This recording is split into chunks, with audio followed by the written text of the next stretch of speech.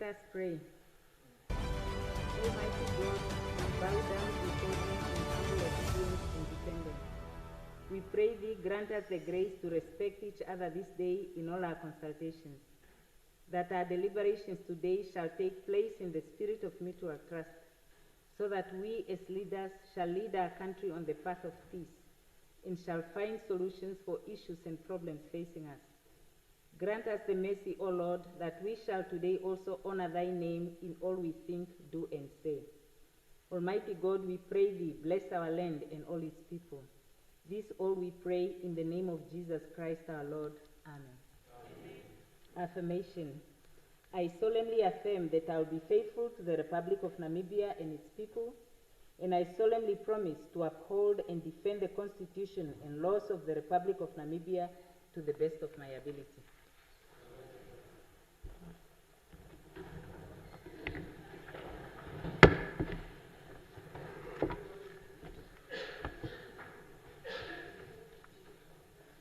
Announcements. In terms of Rule 137 of the Standing Rules and Orders, I wish to announce the passing on of former Member of Parliament and DTA parliamentarian, now PDM, Honorable Alois Gende, who passed on at Rundu State Hospital on Thursday, the 23rd of October, 2025. Honorable Gende was a member of the Constituent Assembly from 1990 to 1998, and a member of the National Assembly from 1999 to 2000. On behalf of the National Assembly, I want to express my heartfelt condolences to the bereaved families, relatives, and friends of Honorable Gende. May I ask you all to rise and join me to observe a minute of silence in his honor.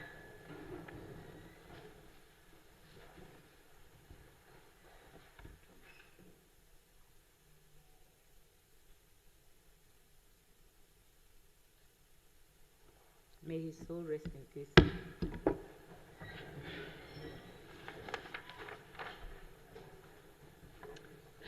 Another announcement, honorable members, in terms of Section 7 of the Powers, Privileges and Immunities of Parliament Act of 1996, Act number 17 of 1996, and in accordance with the committee rules of the National Assembly, Rule 32, I wish to inform the House that the Committee on Privileges shall comprise of the Speaker as chairperson as per the Act and 5 members of the Assembly. The following members have been duly nominated to serve on the Committee on Privileges: Honorable Dr. Job Ampanda, Honorable Pohamba Shifeta, Honorable Marlene Mbakera, Honorable Vena Ita, and Honorable Elvis Lizazi. I congratulate the appointed members and wish them well in the discharge of their duties in this important committee.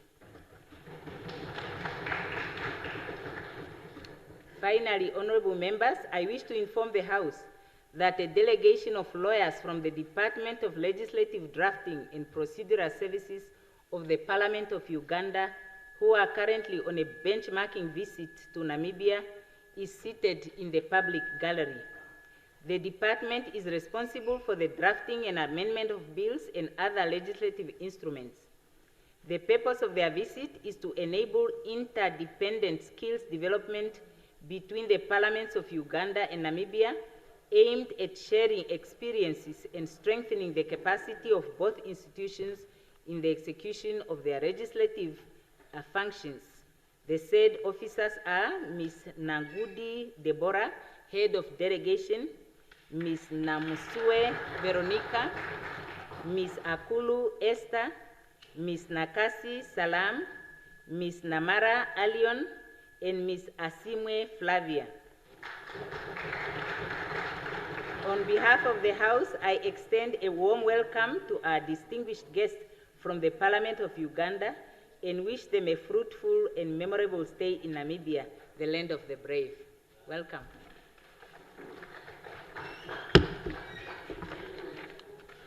Now, any message from the head of state? Any petitions? Any reports of standing or select committees? Other reports and papers? Honorable Minister of Finance.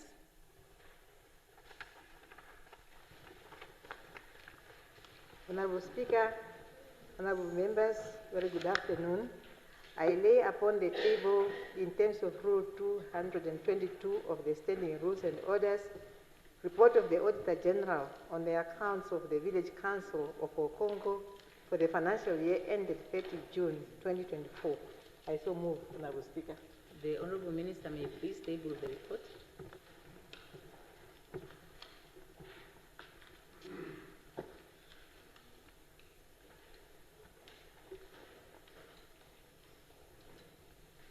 Notices of questions? Notices of motions? Oh, okay. I don't know what is happening to my screen.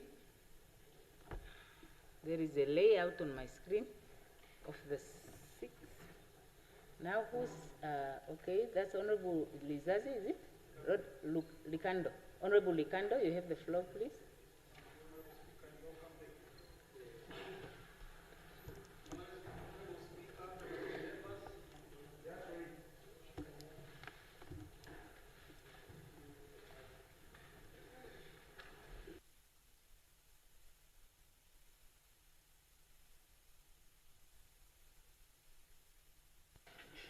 All right.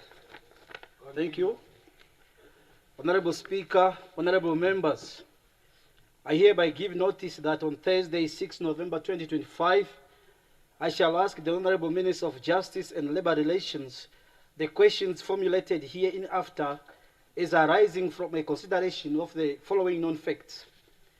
Namibia is a sovereign, secular, democratic, unitary state where power resides in the people who elect their representatives to a government constituted by the executive, legislature, and the judiciary. Subject to the provisions of the Constitution and the relevant laws, the President appoints ministers, and these ministers are accountable to both Parliament and the President. On the 25th of October 2025, the President of the Republic of Namibia relieved Honorable Natangwe Thete of his duties as Deputy Prime Minister and also as Minister of Industry, Mines and Energy. The latter portfolio seemingly now resides with the President. Honorable Speaker, given the provisions of Article 41 of the Constitution, can the President lawfully be answerable to both A, herself, and B, Parliament? 2, does the fact that the President now assuming the duties of the Minister of Industry, Mines and Energy not unconstitutionally undermine the separation of power principle? 3, in terms of Act 4 of 1990, Assigning of Powers Act, at Section 4 thereof, when a minister vacated his or her office, the President appoints another minister to carry out the duties and activities of that ministry. Is the President in violation of that provision and her presidential oath of office by assuming the duties, responsibilities, and functions of the Minister of Industry, Mines and Energy? The Constitution that prior to performing any duties, responsibility, or functions of a ministry, the appointed person must be gazetted and subscribe to a ministerial oath of office. When is Her Excellency going to take the oath at Schedule 2 and be gazetted in order to lawfully fulfill any ministerial tasks, including accounting to this House about the Minister of Industry, Mines and Energy? Lastly, Honorable Speaker, when will the actions of the President be gazetted as stipulated in Article 32(8) of the Constitution? Honorable Speaker, I so submit. The Honorable Member may please table the questions.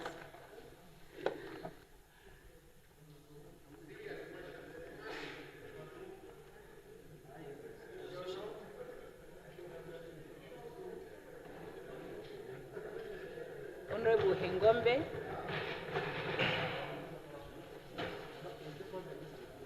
Yeah. No, it's fine. Honorable Speaker, Thank you so much for the wonderful opportunity. I hereby give notice that on Thursday, 30 October 2025, I shall ask the Right Honorable Prime Minister Dr. Elijah Ngurare regarding the recent decision made by Her Excellency, the President of the Republic of Namibia, to dismiss the Minister of Industrialization, Mines and Energy, and to assume that portfolio personally. It's different. Different question. Listen. Wait, just continue. Question 1. Can the Right Honorable Prime Minister inform this House under which constitutional provision or statutory authority the President may dismiss a sitting minister and immediately assume the ministerial portfolio without appointing an acting or substantive replacement? Question 2. What consultations, if any, were undertaken with Cabinet before the decision to remove the Minister of Industrialization? Honorable member, I think you are repeating the question that was asked by the previous member. It's two different questions. By what the honorable member is saying, he is repeating what was said by the member who just presented his question here. Honorable Speaker, what I'm asking pertaining to the portfolio. Yes. That's what I'm asking. The portfolio of the Ministry of Mines and Energy. But that's the same question. I am the shadow minister, and I'm asking pertaining. No, that same question was asked by the previous member who asked the question. It's the ruling of the presiding officer. That all right. Can I continue to the next question? Yes. Thank you. Please. Question 3. Given the critical importance of the mining and energy sector to Namibia's economy, what measures are being taken to ensure that there is no disruption to governance, investment, or policy continuity in that ministry while it is under the direct control of the President? Number 4, does the assumption of the ministerial role by the President comply with the principle of separation of power? That question was also asked, honorable member. Now we will have to amend your questions in order to take out the questions that are not in compliance with the rules. And then you may table the question, if you would like to do that today still. I have the last question that I want to ask. And the honorable member, I indicated to the MPs last time that a person, an MP, is given an opportunity to ask a question once. So the honorable members cannot be asking 2, 3, 4 questions. It is clearly indicated in the rules that you get an opportunity once to ask one question. No. Yes. What is that now? Speaker, Why are you introducing that now? We will not have a Speaker. There is a certain honorable MP who like to interrupt the presiding officer when she is making a ruling. No, and in terms of the rule, the presiding officer can name that member. Wonderful. So that member should please take note that next time the presiding officer will call out the name, and please don't say you are being victimized. Yeah. Can I continue? So when the presiding officer is making a ruling, the member would take their seat, and the presiding officer would be heard in silence. But, Honorable Speaker. Yes, please. I just want to complete. Yeah, no, please, you have asked one set of questions. Table your questions. If you are going to take out the other questions and table the questions. Okay, I'll table it. Yes, please. Thank you.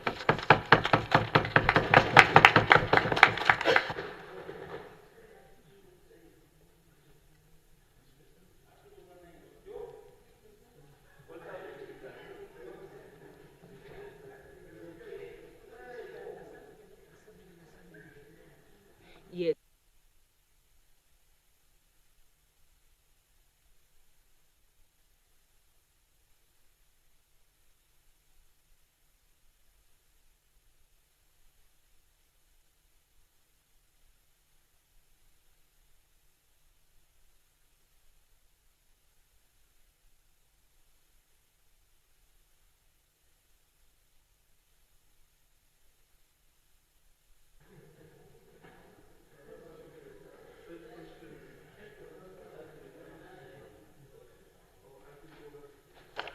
you are going to listen. Yes, Honorable Nashinge, please address yourself to the presiding officer. Thank you very much, Honorable Speaker. Welcome back. Speaking is the leader of the official opposition in Parliament and Shadow Minister for Home Affairs. So please do listen to me very, very carefully, Honorable Speaker. Honorable Speaker, honorable members, good afternoon. As the leader of the official opposition in the Parliament of the Republic of Namibia, I wish to give notice that on Thursday, the 30th of October 2025, I shall ask the Right Honorable Prime Minister, Dr. Elijah Chitunga Ngurare, happy birthday to him, by the way, the following questions regarding ministerial accountability and separation of powers under our Constitution. Article 1, Sub-Article 3 of the Namibian Constitution establishes the separation of powers between the executive, legislature, and judiciary. However, certain executive arrangements appear to contradict this principle and undermine ministerial accountability in the Parliament of the Republic of Namibia. Therefore, I ask the following. Right Honorable Prime Minister, do you agree that failing to ensure continuous ministerial representation in the Parliament, especially for key portfolios such as industry, mines, and energy, may conflict with Article 30, which obliges the executive to faithfully execute and administer the laws of the Republic of Namibia? 2, considering Article 1, Sub-Article 3, does the Prime Minister consider that the current executive structure fully respects the constitutional principle of separation of powers between the legislature and the executive? 3, under Article 27, Sub-Article 3, and 28, Sub-Article 2A and D, and 35, Sub-Article 1, how does the executive guarantee accountability and responsiveness to the Parliament when ministries remain without appointed ministers? 4, pursuant to Article 40E, what measures are in place to ensure that the President, Vice President, and the Minister attend National Assembly sittings to respond to questions and participate in debates on government policies? Finally, under Article 41, can the Prime Minister clarify how individual and collective ministerial accountability is maintained where certain portfolios are vacant or their functions are delegated? I so submit. Thank you very much. Yes, thank you, Honorable. You may now table the question. I think you navigated the area very narrowly. Almost duplicated, but right. Okay, Honorable Ihemba.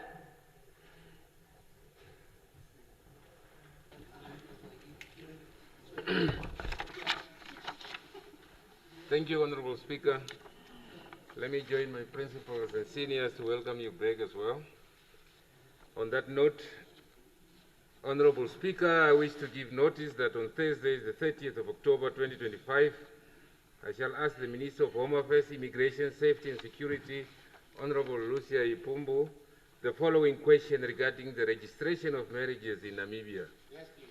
Honorable Minister, the recent directive requiring all married couples to verify their records is unprecedented and points to a potential systemic failure in the registration of marriages in Namibia. While the ministry has expressed concern, it remains unclear which marriages are affected. What triggered this exercise and the scale of non-compliance by magistrates' officers? In light of this, I shall ask the minister, number one, could the ministry clarify the specific period under review? Are we referring to marriages from last year, the last 5 years, or is this an issue spanning decades? Number two, what audit, discovery, or investigation prompted this public directive? And what data exists to show the number of unregistered or improperly registered marriages? How many marriage officers are currently non-compliant with the Section 40.2 requirement to submit marriages registers within 3 days? And what category do they belong to? Are they magistrates, religious leaders, or others? Further, considering that thousands of Namibians may now have to travel to towns to verify their records, will the ministry cover these costs? Or are citizens expected to bear the burden of what appears to be a systemic failure. I so submit, Honorable Speaker.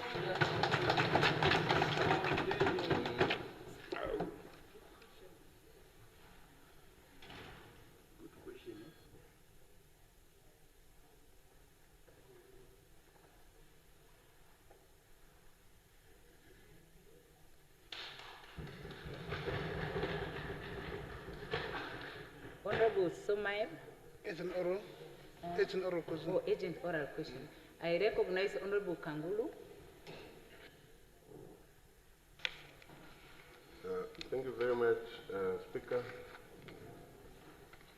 I hereby give notice that on Thursday, the 30th of October 2025, I shall ask the Minister of Defense and Veteran Affairs, Honorable Kaposi, the following question. Honorable Minister, I wrote to seek clarification regarding the recruitment and promotion practice currently employed within the Namibian Defense Force, as outlined in the 2025 or recently recruitment notice. It has come to my attention that the Ministry continues to give priority recruitment to the young individual directly from civilian life into the training and rapidly advance them into cadet or officers. Meanwhile, the long-serving member with extensive experience, exemplary service records, and the relevant qualification appear to remain in their current position, mostly non-commissioned office, limiting them to such opportunity of promotion to become officers.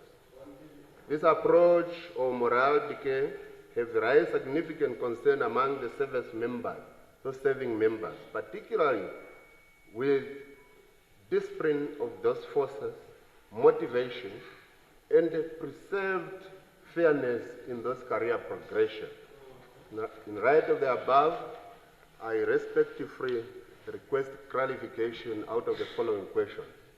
Why does the Ministry continue to recruit and promote new officers direct into cadets instead of itemizing the promotion of experienced long-serving members within the files in the rank of NDF? What mechanisms are in place to ensure promotion within the Namibian Defense? I don't have even a phone. Someone's phone is too close to the mic. What? That's I what don't I'm have told. even a phone. Can we continue? Yes, you may What proceed. mechanisms are in place to ensure that promotion within NDF are genuinely based on merit, experience, competence, as per the service record, rather than the preference to external recruitment of general office cadet? Knowing well that a soldier is a calling, being a soldier is a calling, it's not just a job. How can the Ministry conduct an internal assessment to evaluate the morale decay and operational impact as a result of overlooking experienced members in favor of those external civilians to become an officer? What long-term strategy does the Ministry intend to implement to restore the Namibian Defense Force career advancement structures that particularly employ the dedicated forces who are already serving? Given the initial framework to promotion of office cadet, whereby all prospect candidates are first inducted in general recruitment, and only after induction program has been accomplished, those suitable and qualified individuals are selected for further extended office cadet. What happened to this approach? Why this approach is no longer expanded? Given it is critical significance of highlighting NDF commitment to develop its personnel and continue building a modern and a well-equipped force, why don't we adopt to that suitable and sustainable approach? I so submit, Honorable Speaker. Please table the questions.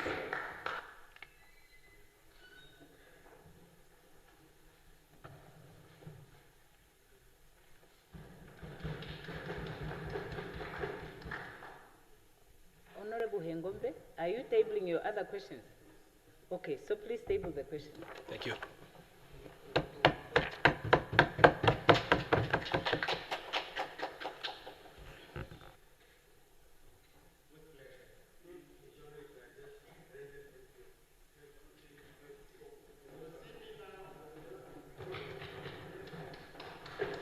Okay, Honorable Kanyemba?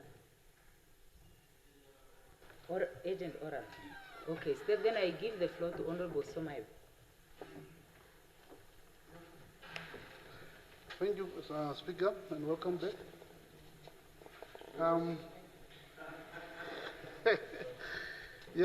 Speaker, my 18th oral question was to the Minister of Environment and Tourism.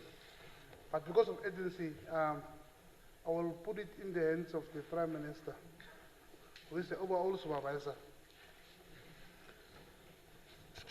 Because it's very urgent and it's a life-threatening situation in the constituency that I'm coming from, which is coming up. Let me get the gist of it, please. Yeah, it's only IC. Yeah, few weeks back, we killed the elephant in some area of the country, which was regarded as life-threatening.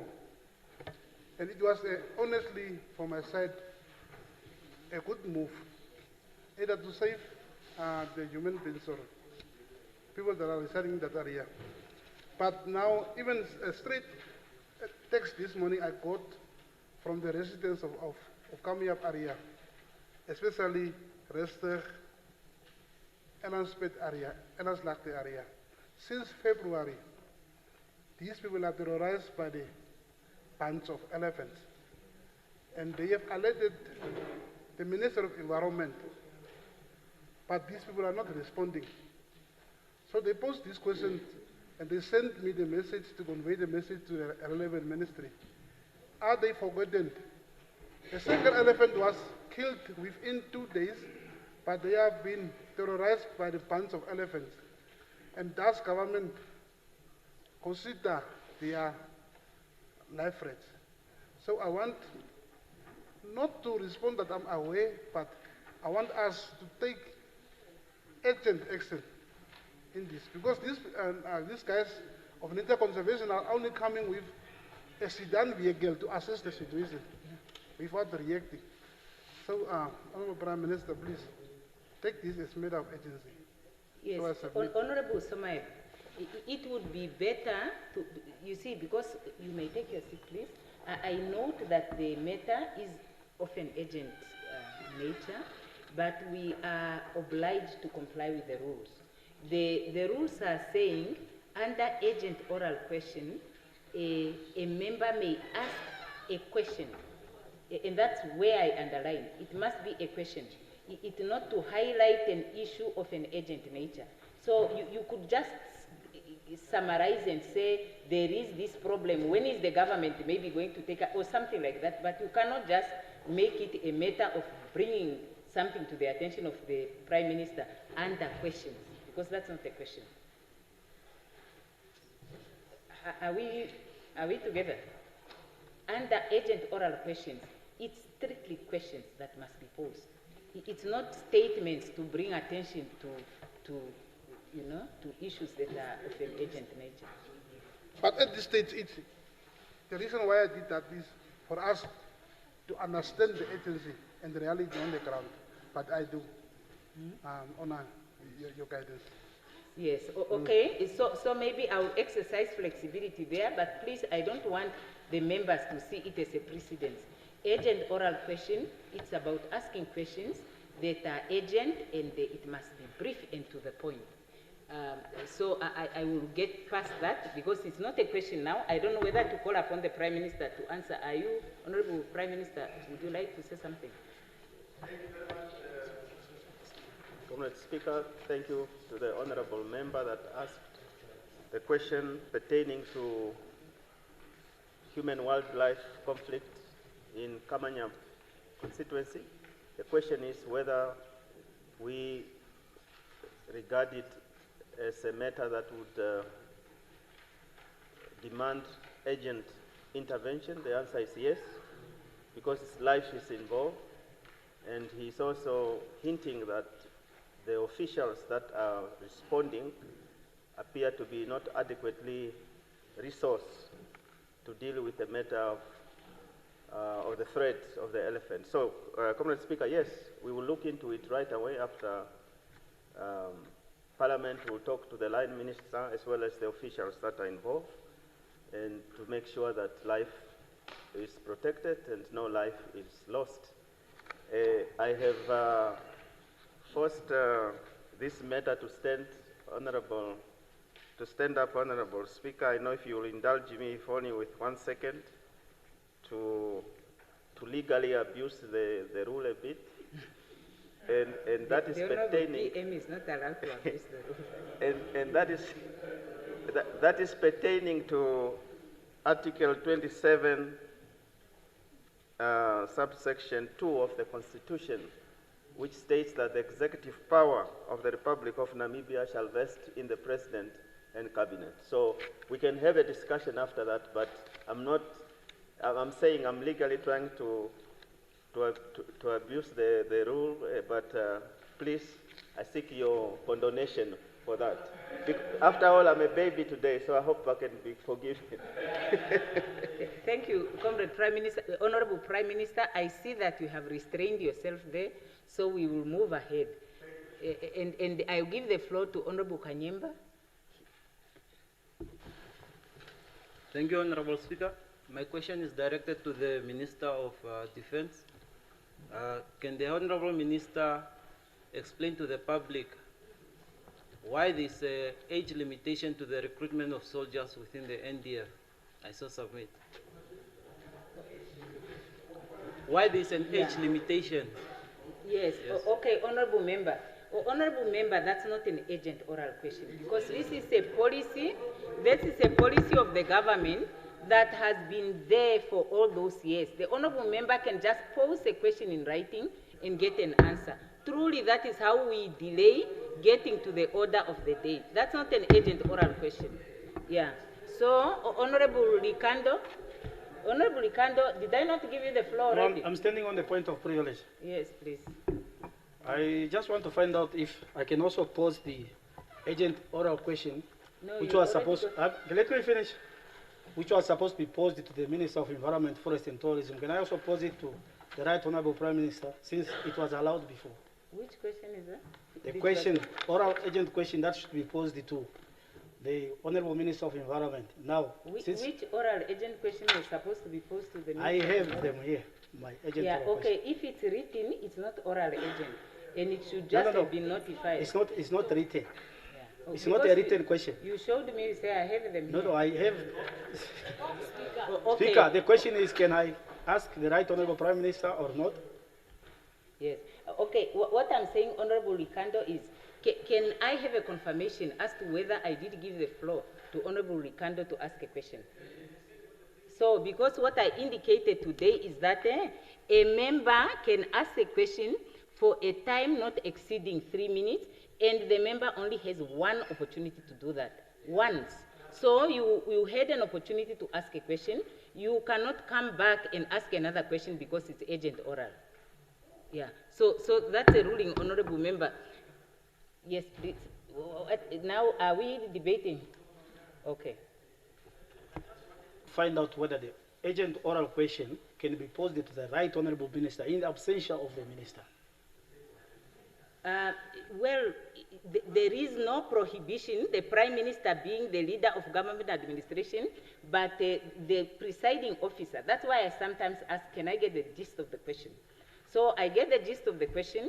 I can say it does not qualify to be agent oral, or yes, it can be agent oral, and the Prime Minister can indicate whether that answer can be provided orally or it needs to be put down in writing. But now the challenge that we are faced with is you are not in a position to put that question. Yes, but you can ask the Honorable Prime Minister, Right Honorable Prime Minister, over tea, a cup of tea. Yes, now having said that, we will now proceed with notices of motions. I think this is the most favorite topic of the MPs, agent oral question. Notice of motions. Okay, Honorable Shafuda, Minister of Finance. Honorable Speaker, I give notice that on the 5th of October 2025, I shall move that leave be given to introduce a bill to amend the Income Tax Act of 1981 so as to constitute the tax court for hearing income tax and value-added tax appeals and any other dispute referred to the tax court, provide for administrative and procedural rules that govern the conduct of tax court hearings, and to provide for incidental matters. I so move, Honorable Speaker. Thank you, Honorable Minister. On what date are you going to move? 5th of what? October. That's passed already. November. 5th of November. Okay, so that is agreed to. Honorable Minister, may you please amend the notice and then table the notice.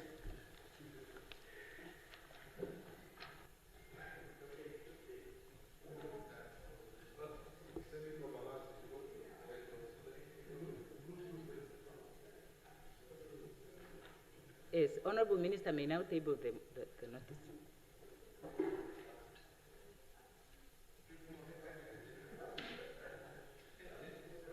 Any ministerial statements?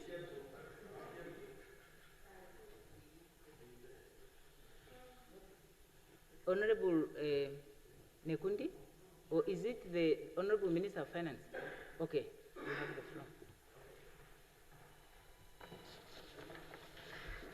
Honorable Speaker, I give notice that on the 4th of November 2025, I shall move that leave be given to introduce a bill to provide for the continued existence of the Public Accounts and Auditors Board as the Accountants and Auditors Regulatory Authority, provide for the governance of the authority, provide for the constitution, objectives, functions, and powers of the board and its committees, to provide for accreditation of professional bodies, provide for the registration of auditors, accountants, and accounting technicians, provide for an inspectorate of the authority, repeal the Public Accounts and Auditors Act of 1951, and provide for incidental matters.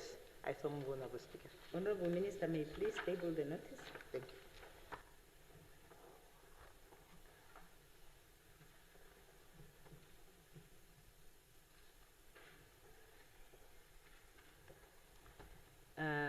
Any ministerial statement?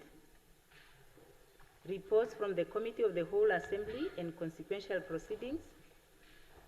Then orders of the day. The Secretary will read the first order of the day. Resumption of debate on second reading, Appropriation Amendment Bill.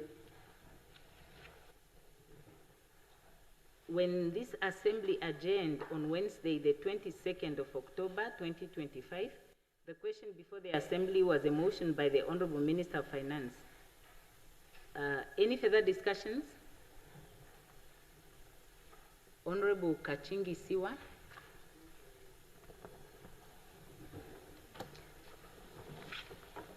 Honorable Speaker, honorable members, I rise to contribute on this appropriation bill, amendment bill.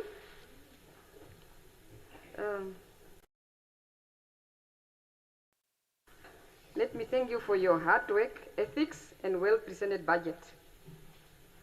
Honorable Speaker, honorable members, fiscal policy priorities are noted and supported. Good progress is with green schemes. I will not elaborate as it is already featuring on the midterm expenditure framework.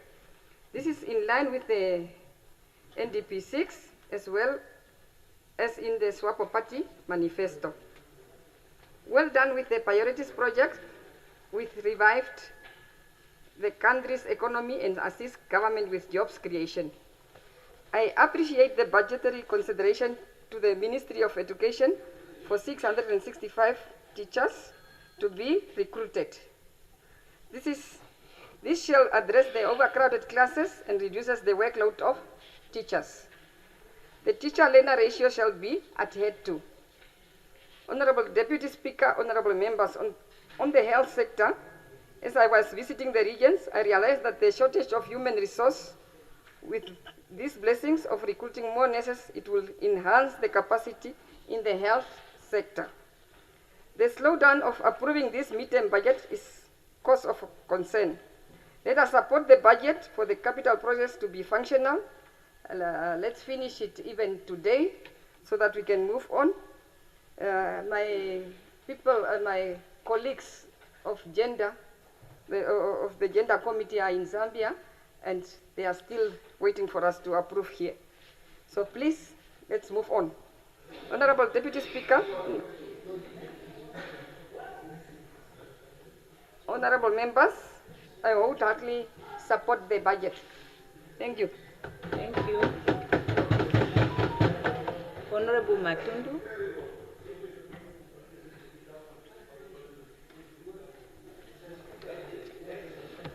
Honorable Speaker, honorable members, I rest to wholeheartedly support the mid-year budget review for the fiscal year 2025-2026, along with the fiscal policy statement for the 2026-2027 to 2028 to 2029 midterm expenditure framework under the theme Beyond 35 for a Prosperous Future. I thank our able Minister of Finance, Honorable Erica Shafuta, the Director General of National Planning Commission, Ambassador Kaire Mbwende, and your entire team for reviewing and updating the budget to help the country to stay on the right track, to identify areas of concerns and make informed decisions about resources allocation. Honorable Speaker, honorable members, the speaker before me has analyzed the budget presentation in detail, and I will not repeat what has been already said by my fellow honorable members, especially those who have supported the appropriation bill as stapled by our able Minister of Finance.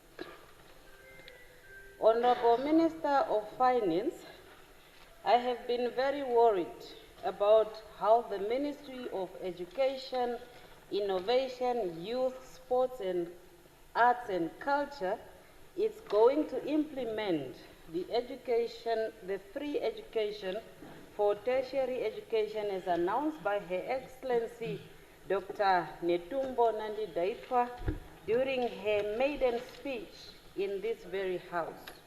What was worrying me was the budget allocation to the education sector to cater for the President's call, because there was no earlier budget allocated or set aside to respond to the call of the President.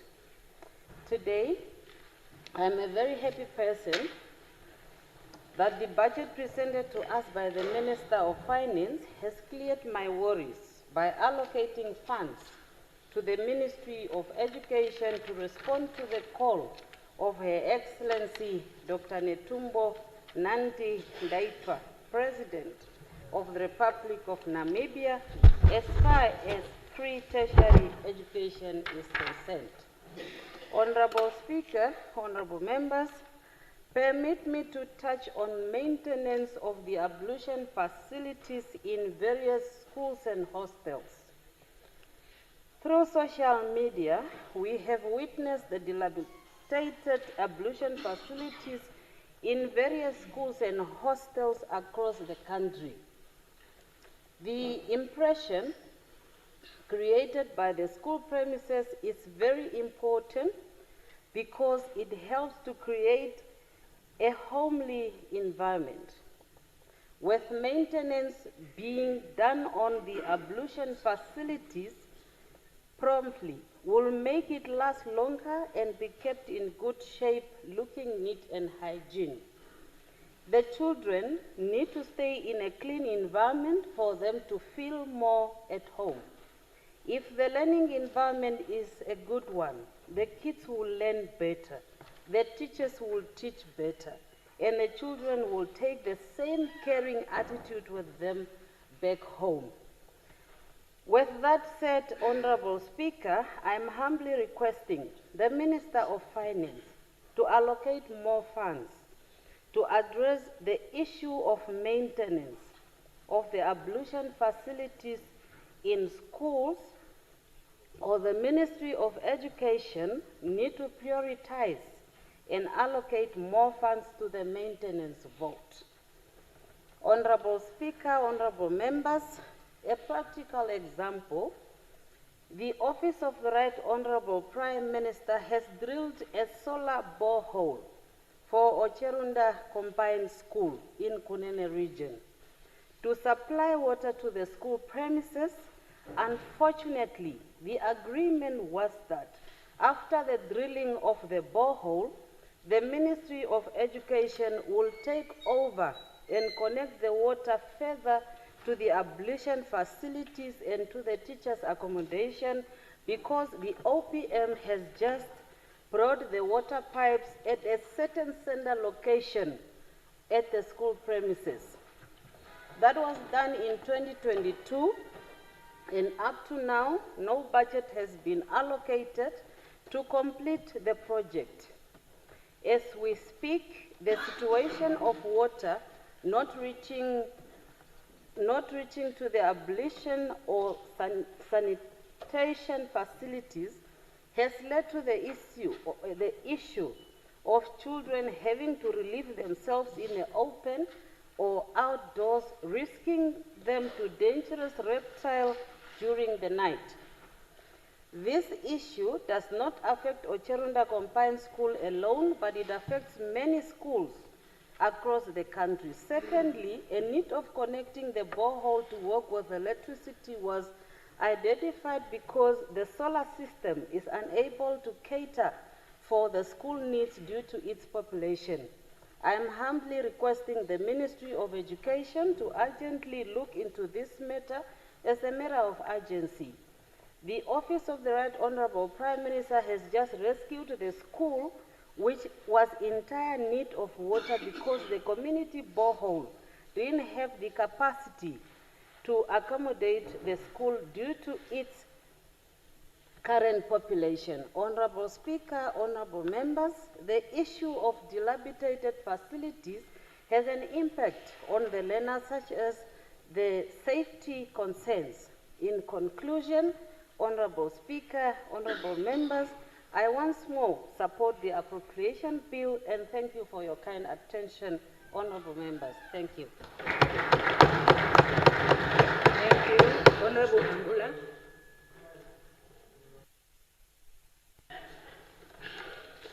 Thank you very much, Honorable Speaker. Right Honorable Prime Minister, happy birthday. I rise to make my contribution to the appropriation bill amendment. As expected, this MTF appropriation bill is an update to Namibia's 2025-2026 Appropriation Act, adjusting budget amounts for various government departments up to March 2026. It was an exercise to transfer posts, goalposts, and move them from one pocket to another. Some votes received increases, such as those for the Office of the President, Office of the Prime Minister, and the Ministry of Education, in order to appease and fulfill political statements made at the beginning of this 8th Parliament.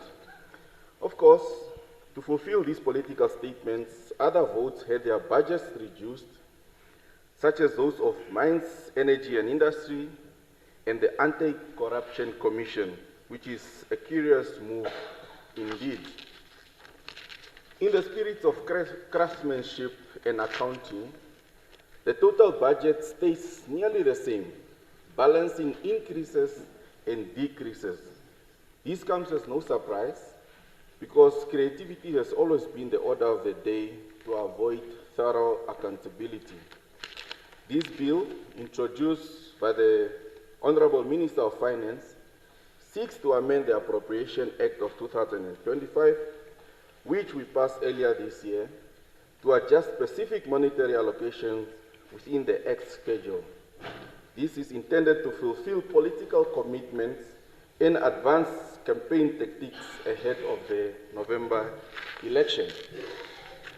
Notably, adjustments have been made to numerous votes.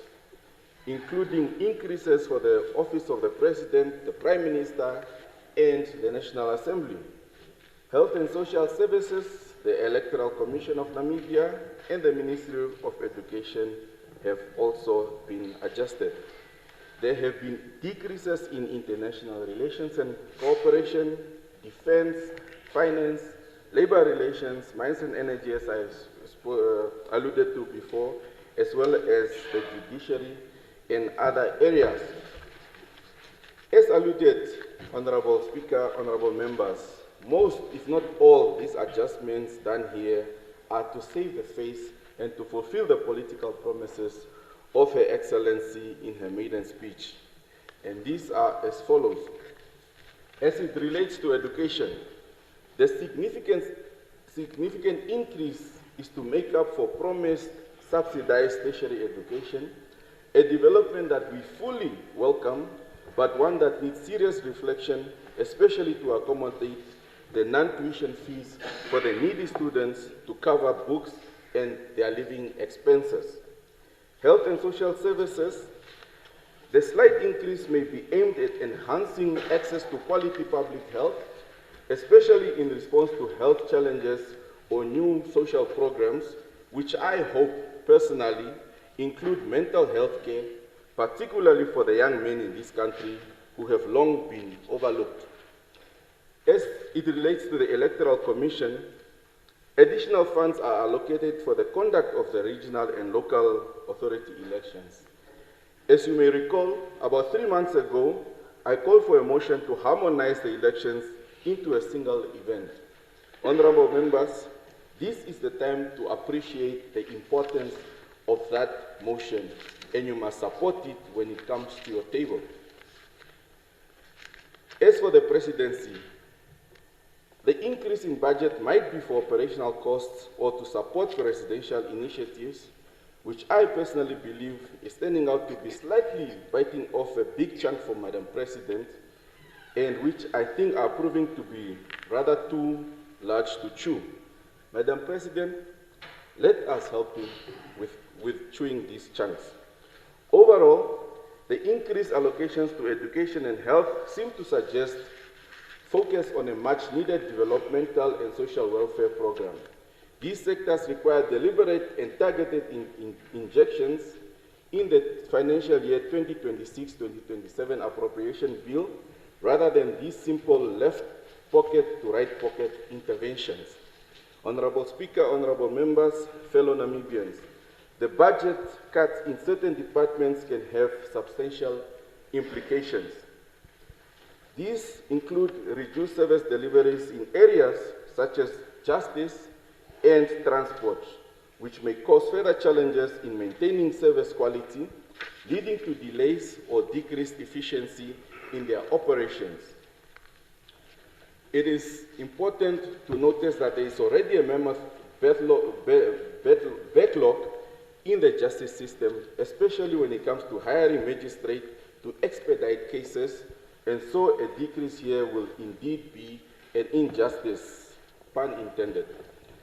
Ministries such as urban and rural development and agriculture risk seeing slowed progress on important infrastructure or land reform initiatives, impact community development and economic growth.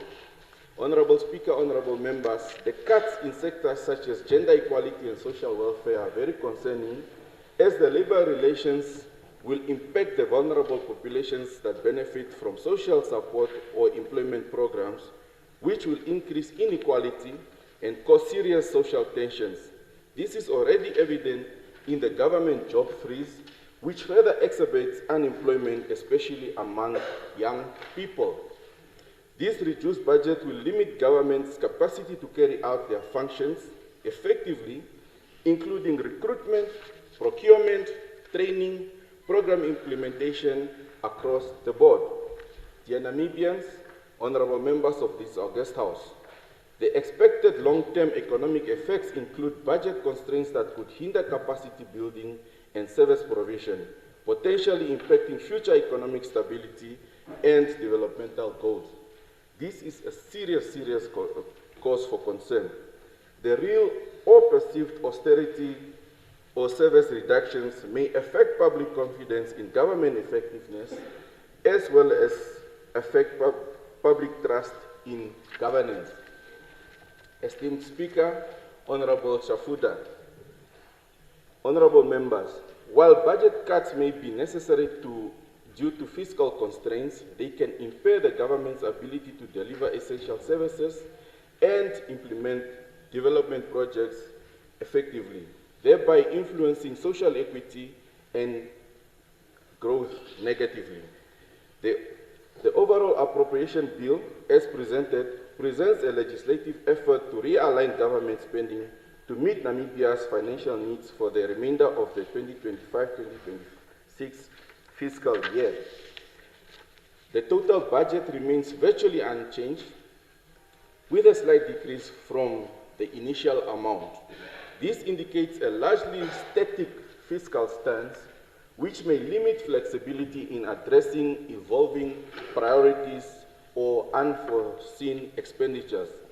While the bill provides detailed figures, it lacks explanations for the rationale behind specific adjustments. Without context, why allocations are increased or decreased, it is challenging to assess the appropriateness or effectiveness of these reallocations. The bill reflects a disciplined approach with limited overall changes, but it also raises concern about whether the government maintains sufficient flexibility to respond to unforeseen needs or economic shocks.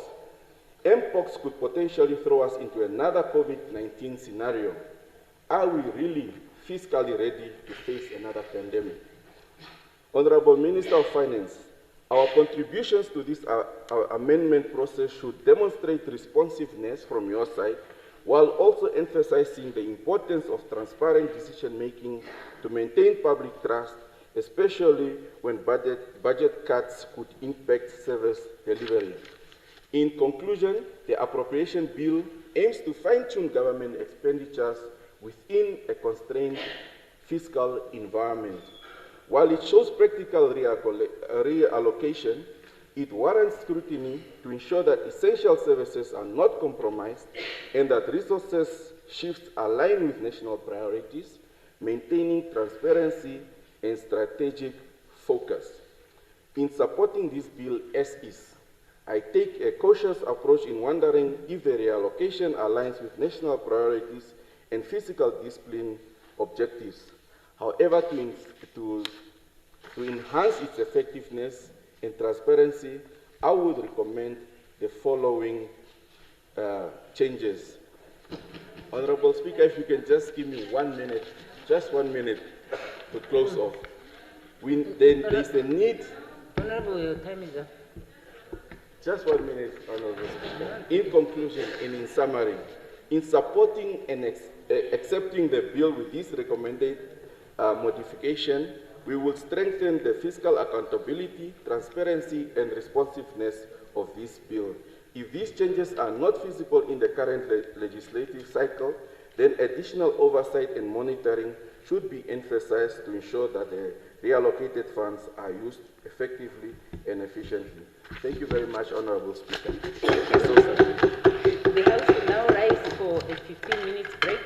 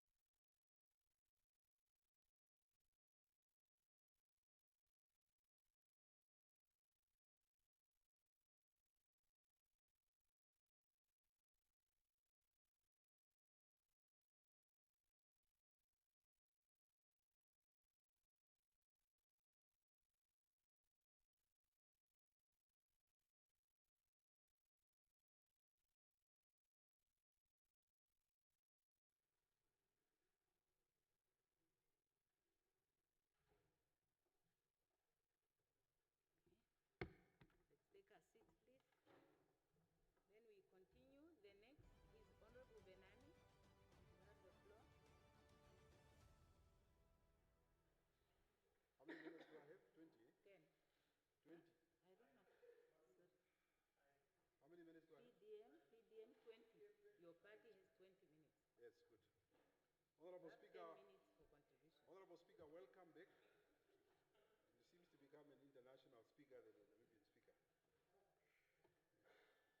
Honorable Speaker, honorable members, the Minister of the Exchequer has just left. I don't know why. Maybe it's a boycott. He doesn't want to hear my voice. George is coming. The mid-year budget statement delivered before this august House should not be merely a presentation of numbers. It must be a reflection of where our nation stands and where it intends to go to struggle, to rebuild, to recover, and more importantly, to reimagine an economy that truly works for our people. And I want to emphasize that we need to reimagine a better Namibia.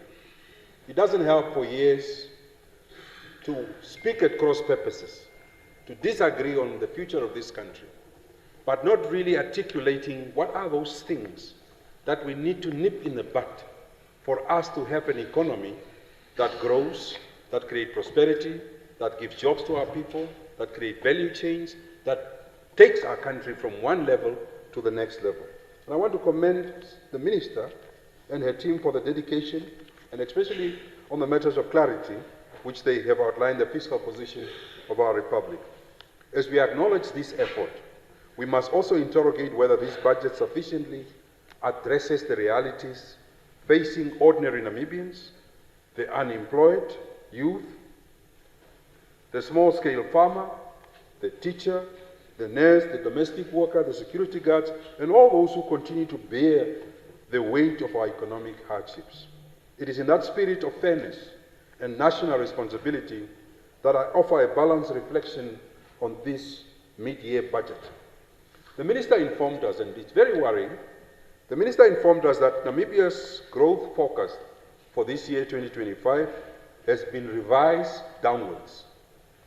We were very optimistic at the beginning of the year, and I'm sure when the President was making presidential statements here during the State of the Nation address, she was upbeat that the forecast was standing at 4.5% initially, and now we are down by 3.3%. And factually and economically, for us to be able to share prosperity with the rest of the country, we need to grow our economy at more than 7.7%, at least minimum. So the threshold of 3.3% creates a problem for our economy. We are not taking the country where it needs to go because our growth is very sluggish and it's very low. There are concomitant reasons, economic reasons, global headwinds, and everything that makes countries not to move faster. But as a country, as leaders in this House, we must start thinking deeply, how do we reform our economy so that we get a better output in the better interest of our people and country? Our country has immense potential, yet we continue to face persistent challenges in key sectors such as mining, fisheries, agriculture, and manufacturing. In the mining sector, Namibia stands as a potential energy powerhouse with the promise of transformative economic gains. However, this wealth also carries hidden costs, environmental degradation, social displacements, and economic dependency on volatile commodity prices. One of the things in the mining industry is that if you look at the revenue that our country is yielding from the mining sector, it tells you that the investment is too big, but we are not getting enough resources from our revenue collections in the fishing and the mining sector. And we need to do something about it. One of the things that we need to do that other countries are expediently doing, that we are lagging behind as a democracy of more than 35 years, is the fact that other countries such as Benin, Kenya has announced, many other countries are announcing value addition as a matter of presence and reality. In our country, it is in this parliament that I brought a motion to bring a private member's bill to address the question of value addition. For 7 months, we are trying to block a motion that should take our country into greater heights. And we are not disagreeing, we are only disagreeing because we are political enemies. And that kind of politics will not take this country anywhere. And I want members of parliament to start listening to debates, especially in the Indochina countries. Go and listen to parliamentary debates in Singapore. Go and listen to parliamentary debates in Malaysia. how opposition and ruling party MPs in those countries are talking about how they can propel those countries to greater heights. Here we are too political, too SWAPO, too PDM, too what, but the country is not moving ahead. Sometimes we, the shoulders, the responsibility of governance, of leadership, is bestowed upon us as leaders of this country. And we need to start reflecting on those things that we need to do to take our country to greater heights. Honorable colleagues, the question of value addition is very important. And how do we posit Namibia as one of the largest uranium producer? How do we make sure that our uranium works for us? How fast are we going to do to move towards nuclear power generation in our country, even smaller power generation, to be able to help our countries? And these are the directions that we must take as a country. Economic growth must therefore translate into job creation, income generation, and real opportunities to our people. To achieve this, we must do more to diversify our economy, and I want to emphasize that. Strengthen local industries and support small businesses. If you look at Kenya, Kenya yesterday has announced that they are going to ban imports of furniture. We have our people in Kavango and in Zambezi. Have we really invested enough in the furniture market for our schools? We must come at a time to say all our schools will get all their chairs and tables from Kavango. That way we create and we put money in that market for us to be able to start moving ahead. We have a small factory in the south of our country that is producing what we call veldskoene.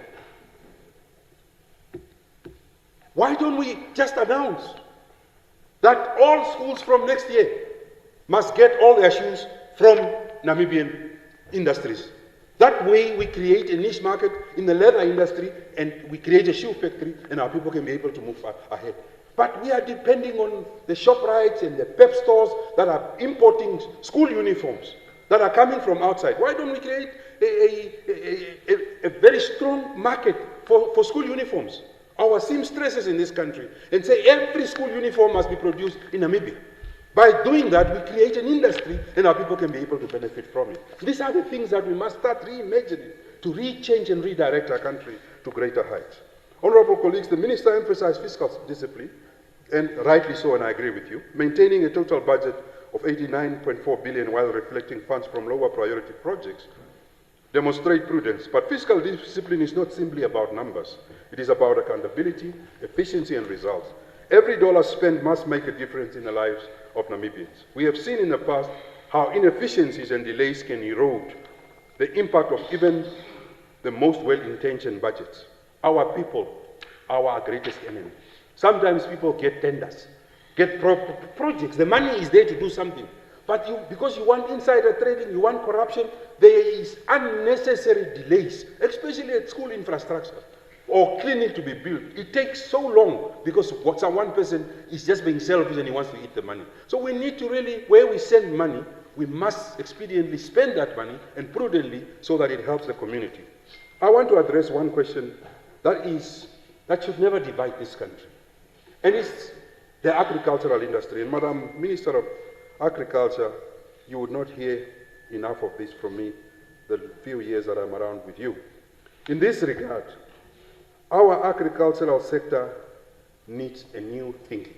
I agree with the President and the Minister that you are doing extremely well at the green schemes. But the green schemes are not the ones to create. That's not 20 minutes.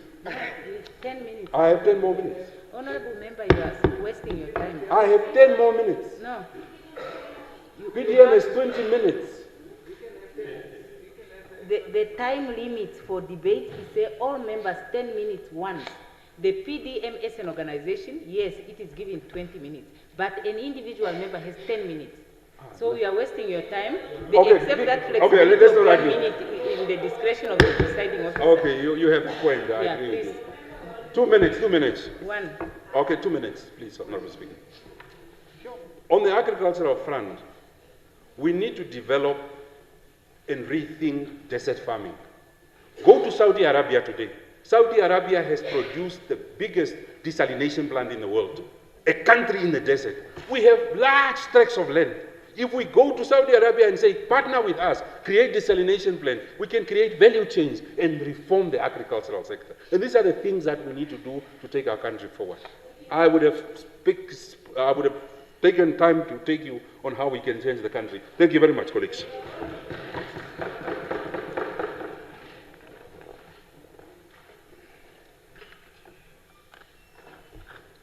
Oh, so the 20 minutes is one.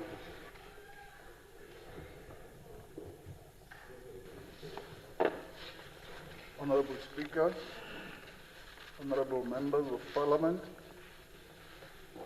I rise to contribute on the debate on the Appropriation Amendment Bill tabled before this August House by the Honorable Minister of Finance.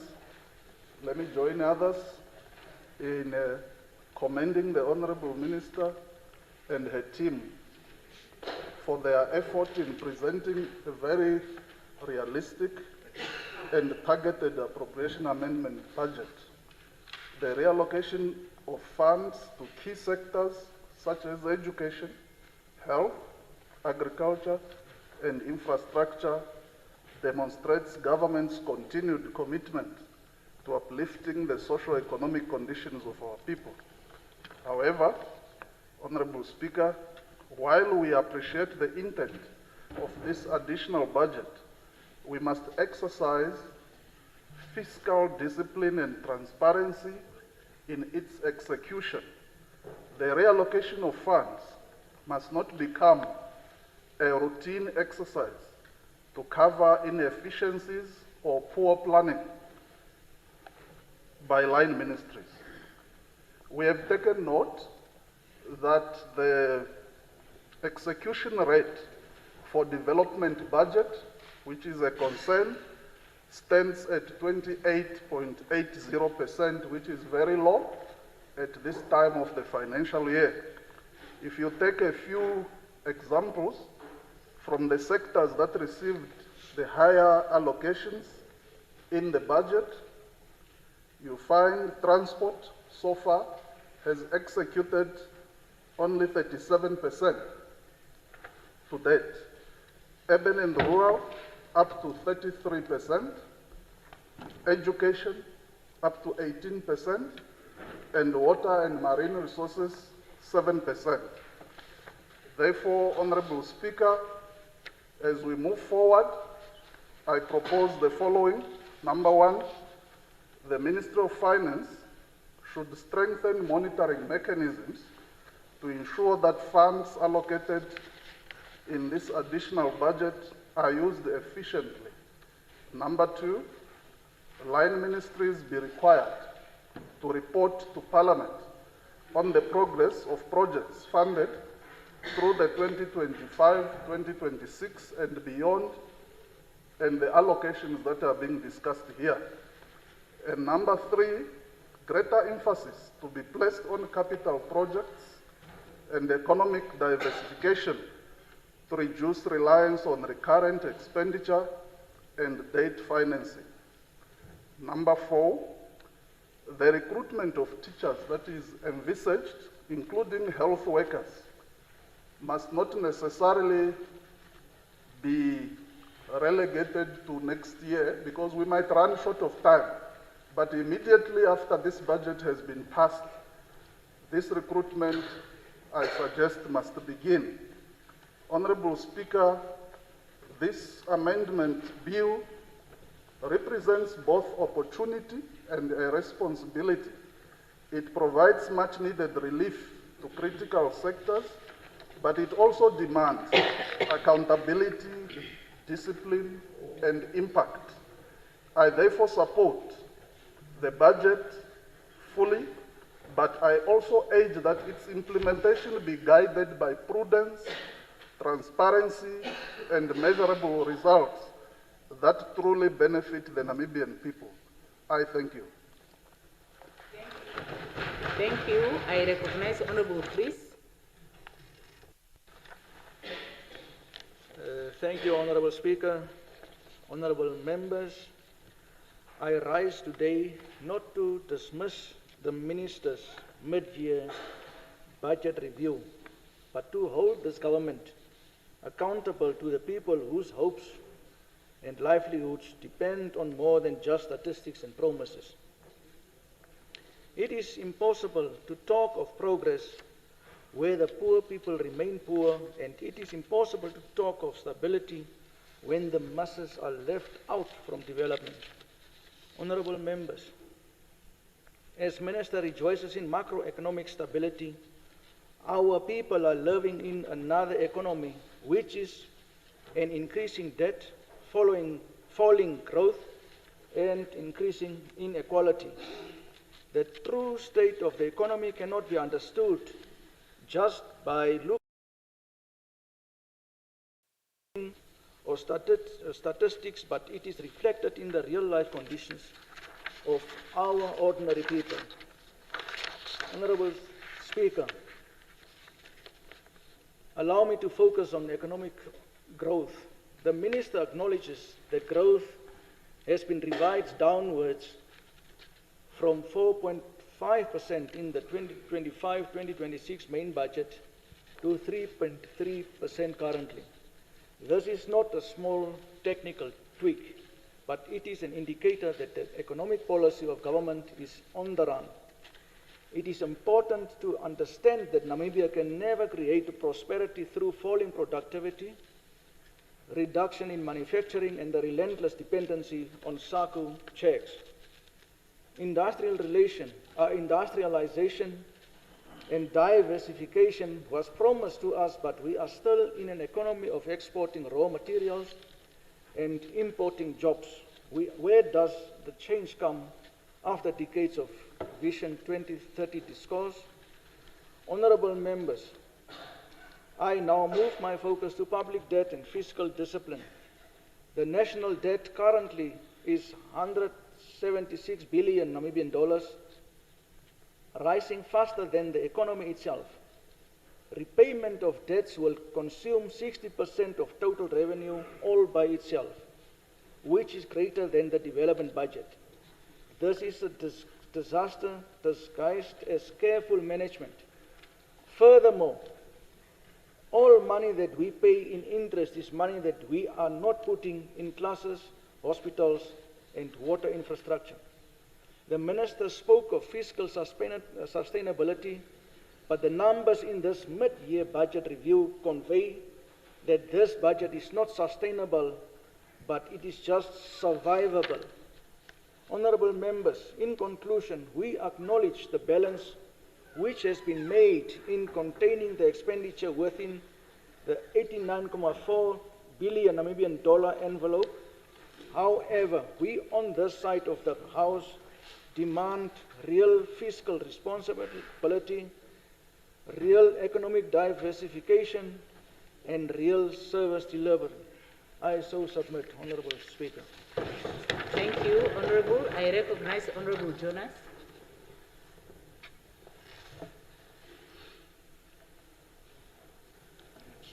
Thank you very much, Honorable Deputy Speaker, Honorable members.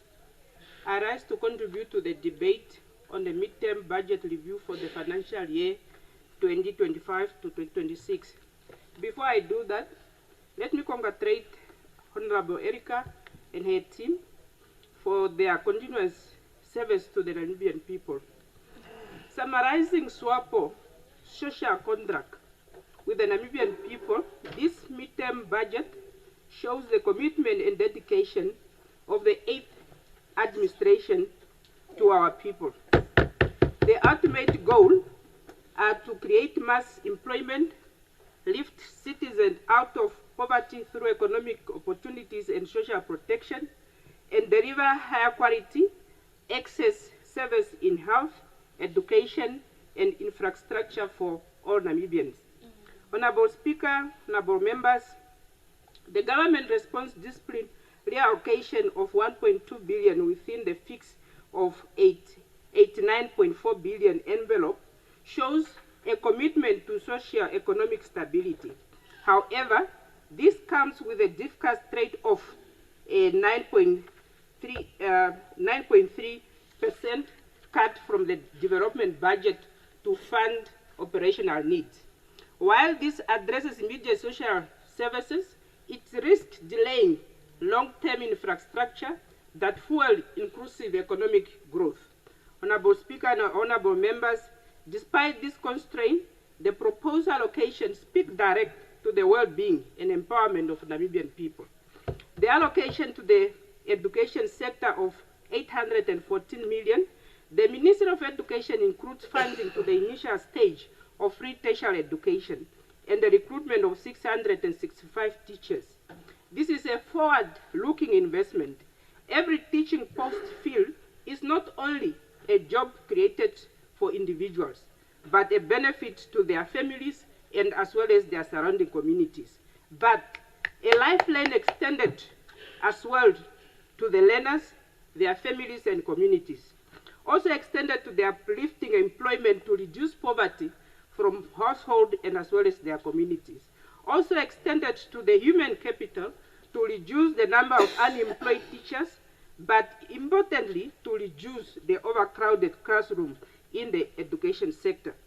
Coming to the allocation of the health sector of 185 million for the recruitment of 1,537 health personnel will strengthen critical health service delivery and increase employment.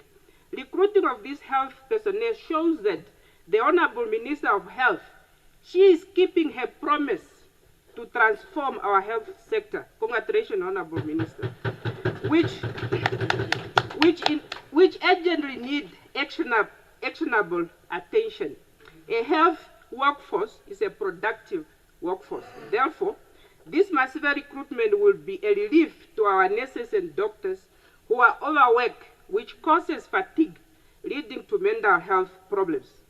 The allocation on social protection, the additional of 50 million to replenish the National Emergency Disaster Fund is a critical measure of compassion.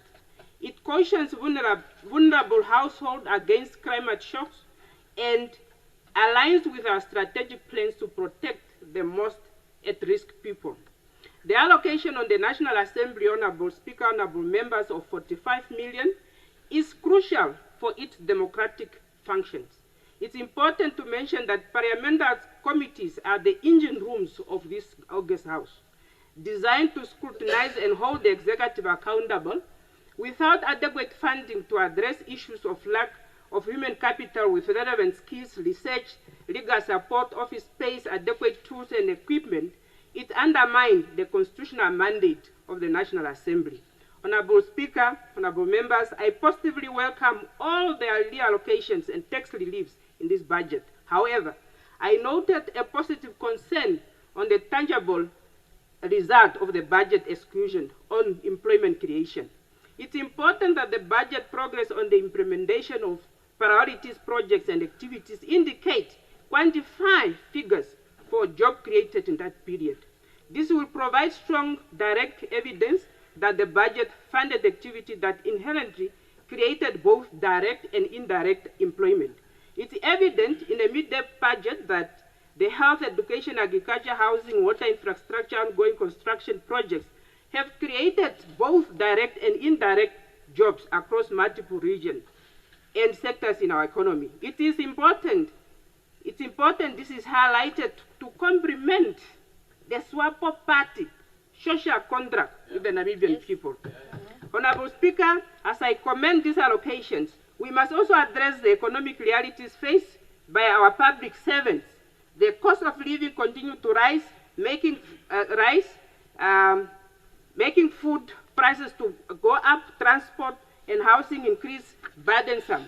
Our civil servants who ensure government services reach every corner of this nation deserve a fair, dignified compensation and equal footing as the public servant employed by the state-owned enterprises, who are paid higher salaries compared to the public servants employing government itself. I therefore wish to strongly encourage government to consider salary increment for this fiscal period. This will not only reward dedication but also stimulate local economy activities. A well-remunerated workforce is more motivated, productive, committed to service delivery. As I conclude, Honorable Speaker, in conclusion, This mid-year budget review, as one analyst have called it, as a measured balance act, it's a budget of disciplined compassion.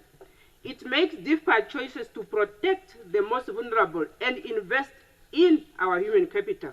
From the workers' perspective, it's mundane, vital tax relief, but it shadows by the long constraint of higher debts. However, the ultimate success of this budget will not be measured by its allocation alone, but by its timely implementation. The low execution rates on capital projects, which enable these early allocations, point to deeper inefficiency in the implementation system. It's important to note that when the development budget is not spent as planned, this means fewer jobs are created. This is because the development budget is meant to drive long-term economic growth and create more employment through investment in infrastructure. It also risks existing jobs because the development budget acts as an influencer for the entire economy. It is significant that an injection into the economy is made on time, delay reduce overall economic activities, which can lead to lower business revenues and threaten their sustainability, also putting workers' jobs at risk. Honorable Speaker, honorable members, Ndirimani Cultural Troops, one of the well-known artist group in this country, listen to this one. Recently sang a popular song. Listen very carefully, you must go listen to this song. Recently sang a popular song saying, there is no a country with no challenges. The song reminds us that even the most economic countries have challenges. Americans have challenges. Only the other day, their president was shot in the ears. The Indians have their challenges, but mostly what is important in this song is when he says that even God has challenges. God has challenges. So please, go and listen to this song. But the message of the song, listen to the message of the song, is saying Namibia is not immune to challenges, just like any other country. But what is important is that these challenges have been attended to 24/7 by the Swapored 8 administration. So let us support this budget so that the government can continue to deliver service to our people. I fully support. We can sing. Thank you. I recognize Honorable Shitana.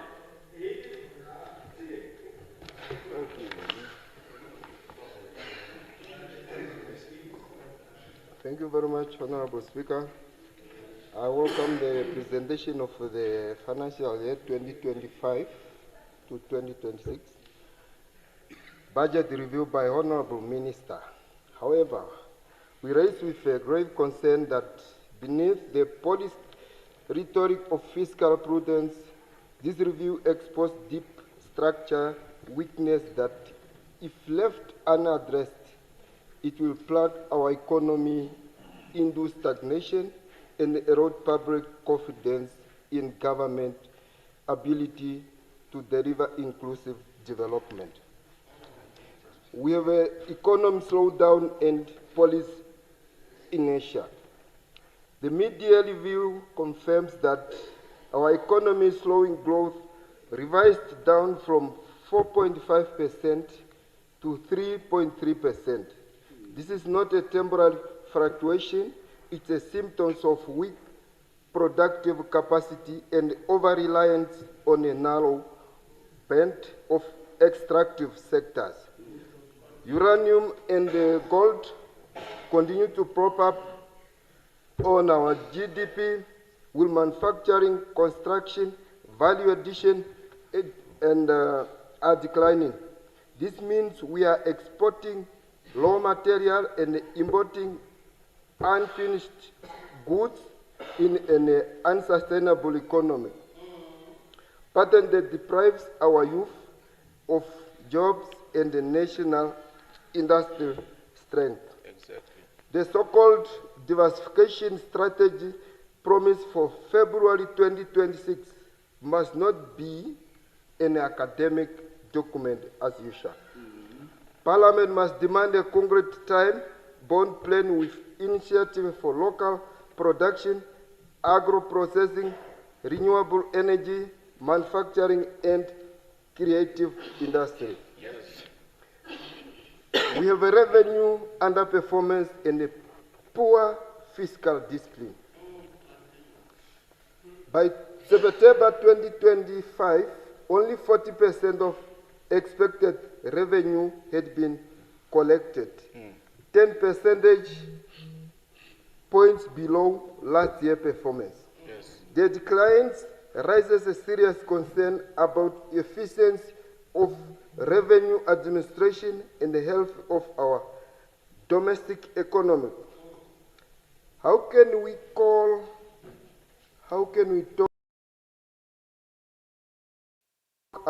when tax collection is deteriorating and when the national revenue still depends heavily on SACCO? I call for Parliament to summon the Ministry of Finance and NAMRA to explain the shortfall, and present measurable under the medium-term review strategy to expand taxi base, cross-compliance gap, and the reduce reliance on external inflow. We must strengthen our economy from within, not to continue begging for relief from outsiders. We have rising debt and a shrinking fiscal space. Public debt is now at 176.3 billion, which is 70% of our GDP, with interest payments swallowing over 14 billion annually. We are borrowing, not building factories, infrastructures. We only borrow to pay salaries and service debt. Exactly. This is a dangerous trajectory. The so-called diversified financing strategy through a grantee to state-owned enterprises is equal risk if those entities continue to perform this merit. Parliament must not rubber stamp further borrowing without a clear evidence that if fund production investment.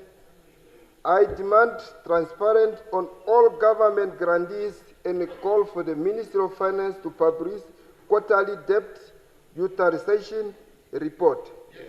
Our generation should not inherit an economy motivated to create or to creditors. We have a performance capital project and wasteful expenditures. Development expenditures execution stand at 39%, down from 43% last year. This means that halfway through the financial year, government has spent less than half of what was planned for infrastructure and development. Exactly. This failure reflects weak procurement system, poor coordination among OMAs, and a chronic delay in project implementation. Exactly. We are told funds are being allocated from low-performing projects. But the question is, who determines low performance?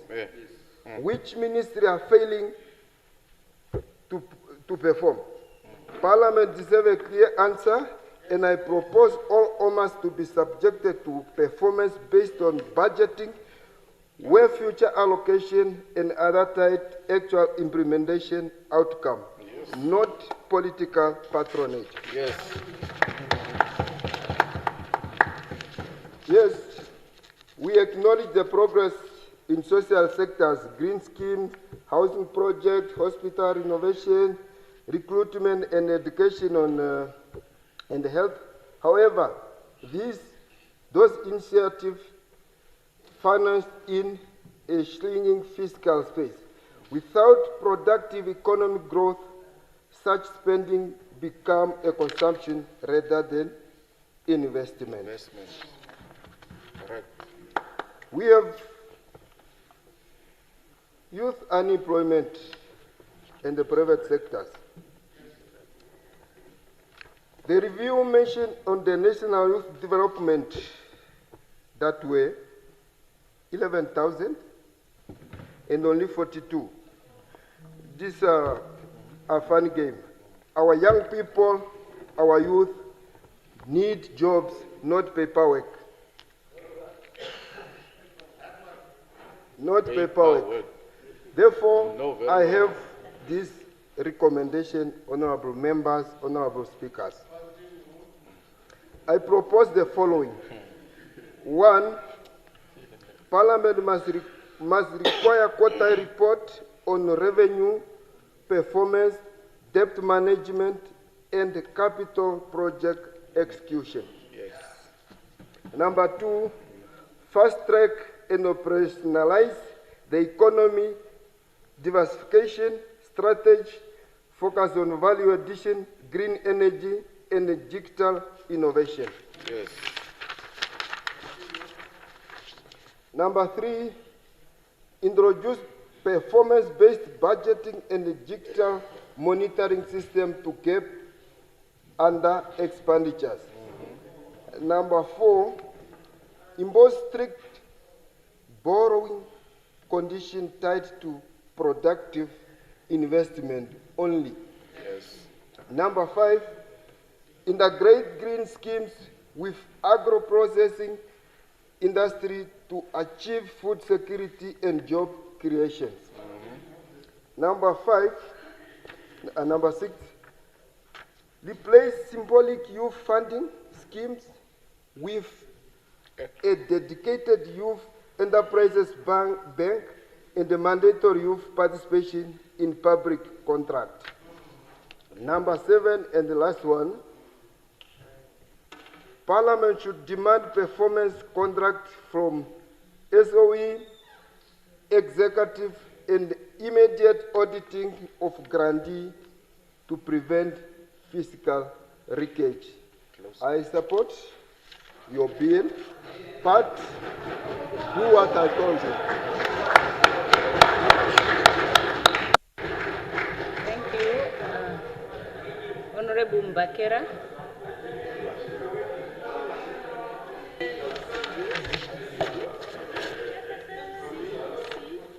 You are wasting my time, Honorable. Are you done? Thank you very much. Thank you, Speaker, for allowing me to add my voice to the discussion. I'd like to congratulate Honorable Shafuta on the tabling of the Appropriation Amendment Bill. The bill entails responsiveness to the need of the Namibians and honors the social contract the government has with its citizenry. And to bring my contribution on additional allocation to the Ministry of Education, Innovation, Youth, Sports and Culture, as well as additional allocation to the National Assembly and the Ministry of Health. Honorable Speaker, during recess or weekends, we go back to our areas where different conversations are happening around the fires. Such discussions include free education, overcrowded classrooms, and so many. We are aware of the crisis of unemployed graduates, teachers in particular. Also in this very chamber, discussions about unemployed teachers had come up on so many occasions. The Minister, through tabling of the Appropriation Amendment Bill, is proposing consideration for additional 151 million funding towards the recruitment of 665 teachers. That is really something that we should commend. The Ministry is on a mission to deal with the challenges of overcrowded classrooms and overburdened teachers. While I appreciate the funding for teacher recruitment, I would really like to see that more funding should be availed for teacher accommodation. There is a very high employee turnover at our rural schools, making continuous teaching a challenge. Some teachers are really living in deplorable conditions. Some are sharing small single rooms, while some sleep in classrooms. In order to improve our education sector, we need motivated educators. Honorable Speaker, the 663 million to be allocated for subsidized free tertiary education is something we should also applaud. The President of our Republic meant it when she said that Namibia will be one of the few African countries that will offer free subsidized education.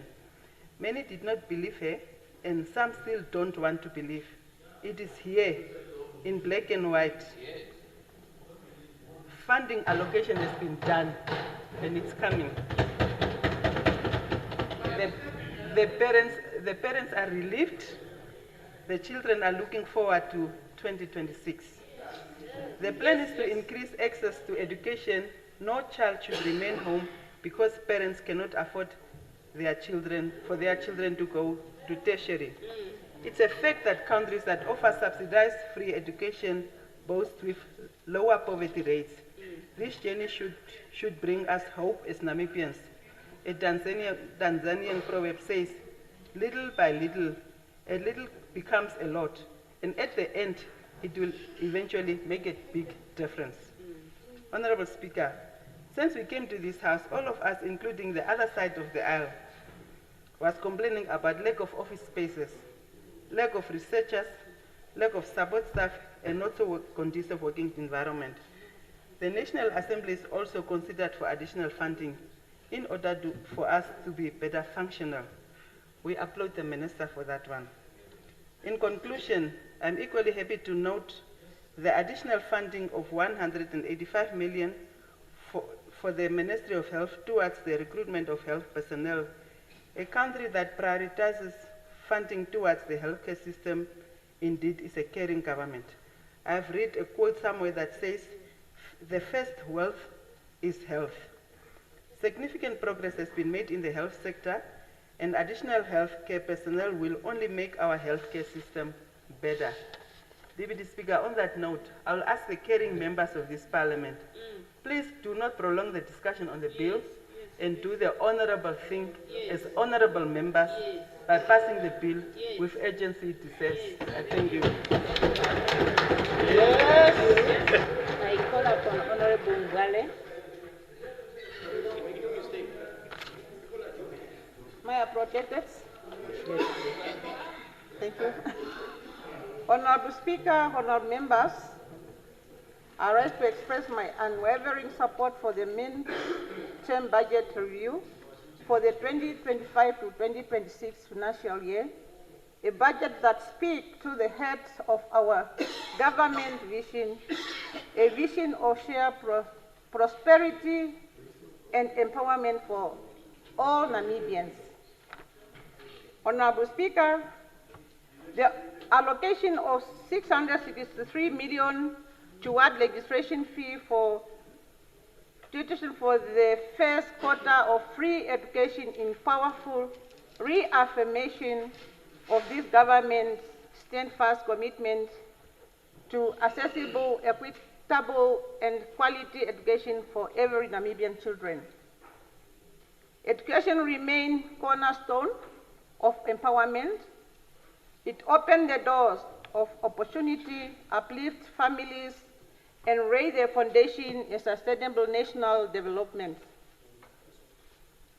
Equally commendable is the provision of 151 million for the recruitment of 665 teachers and 185 million for the recruitment of health personnel.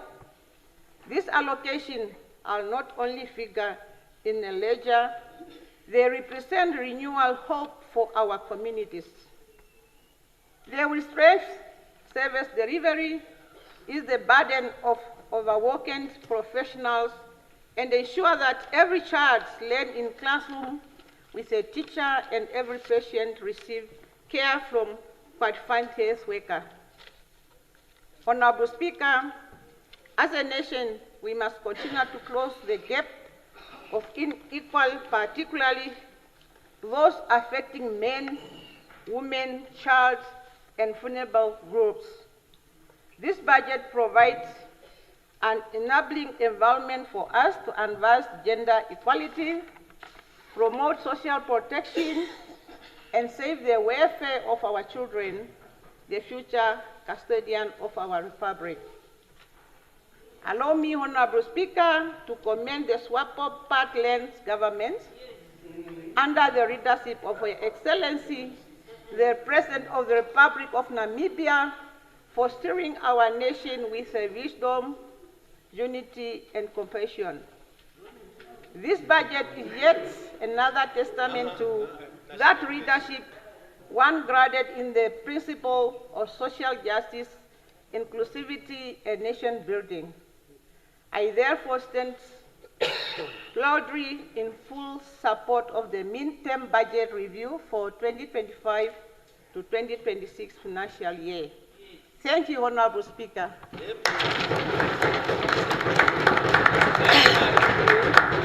I recognize Honorable Ashikara.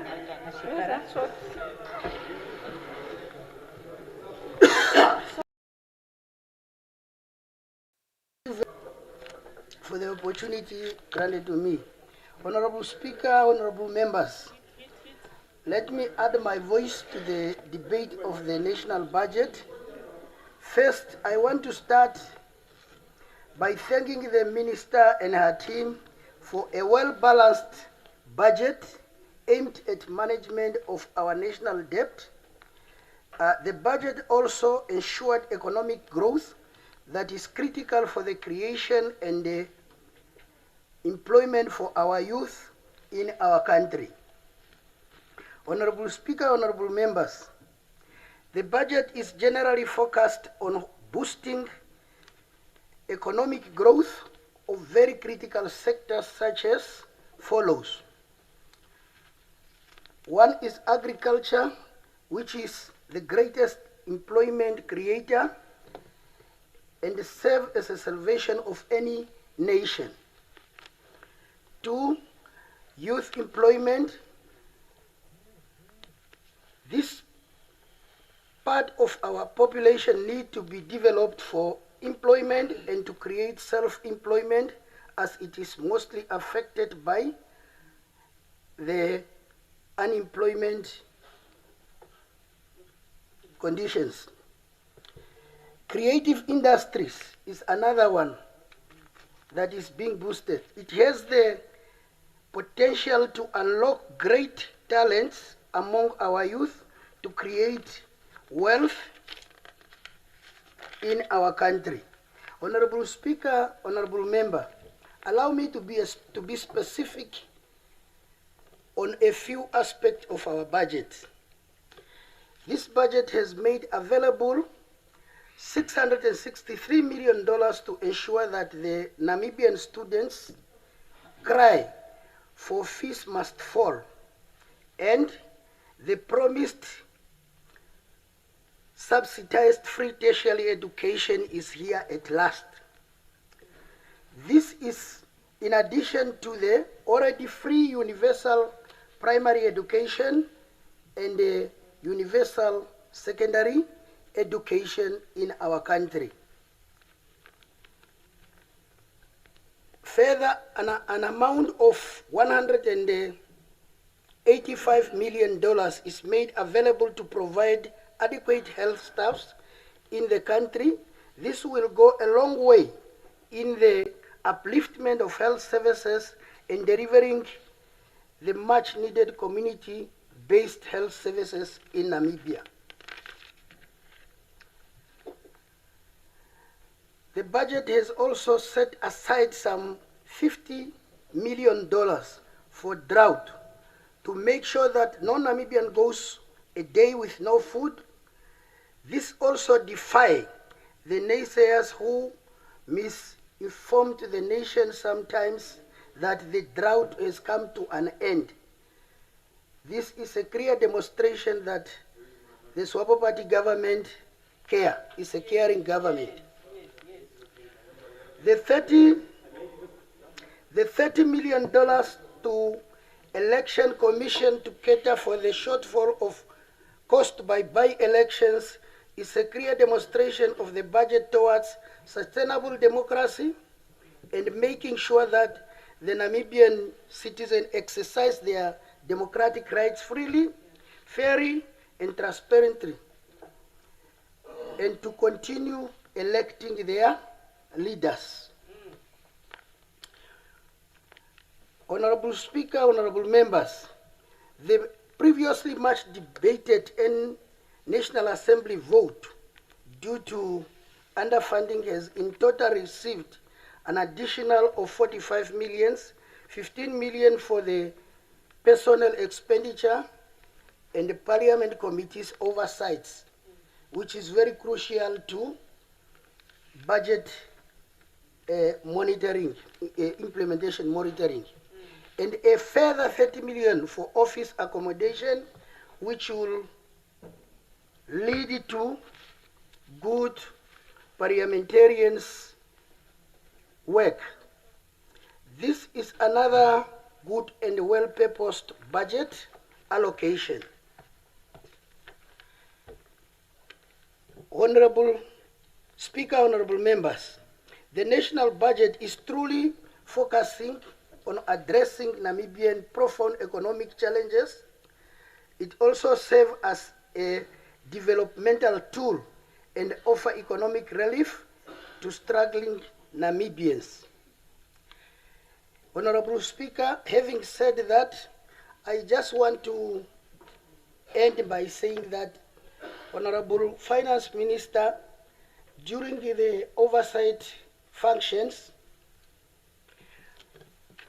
we were a bit shocked when some region claims that a budget that was passed in March was not yet transferred to the region last month, September. This caused serious concerns, for the budget is the conveying belt of project implementation and service delivery to our people.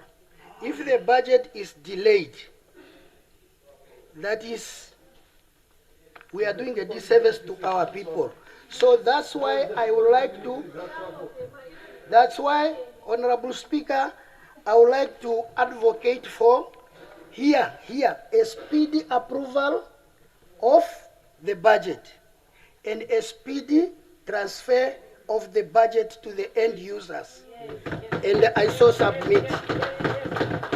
Very good. Thank you. Honorable Lukato.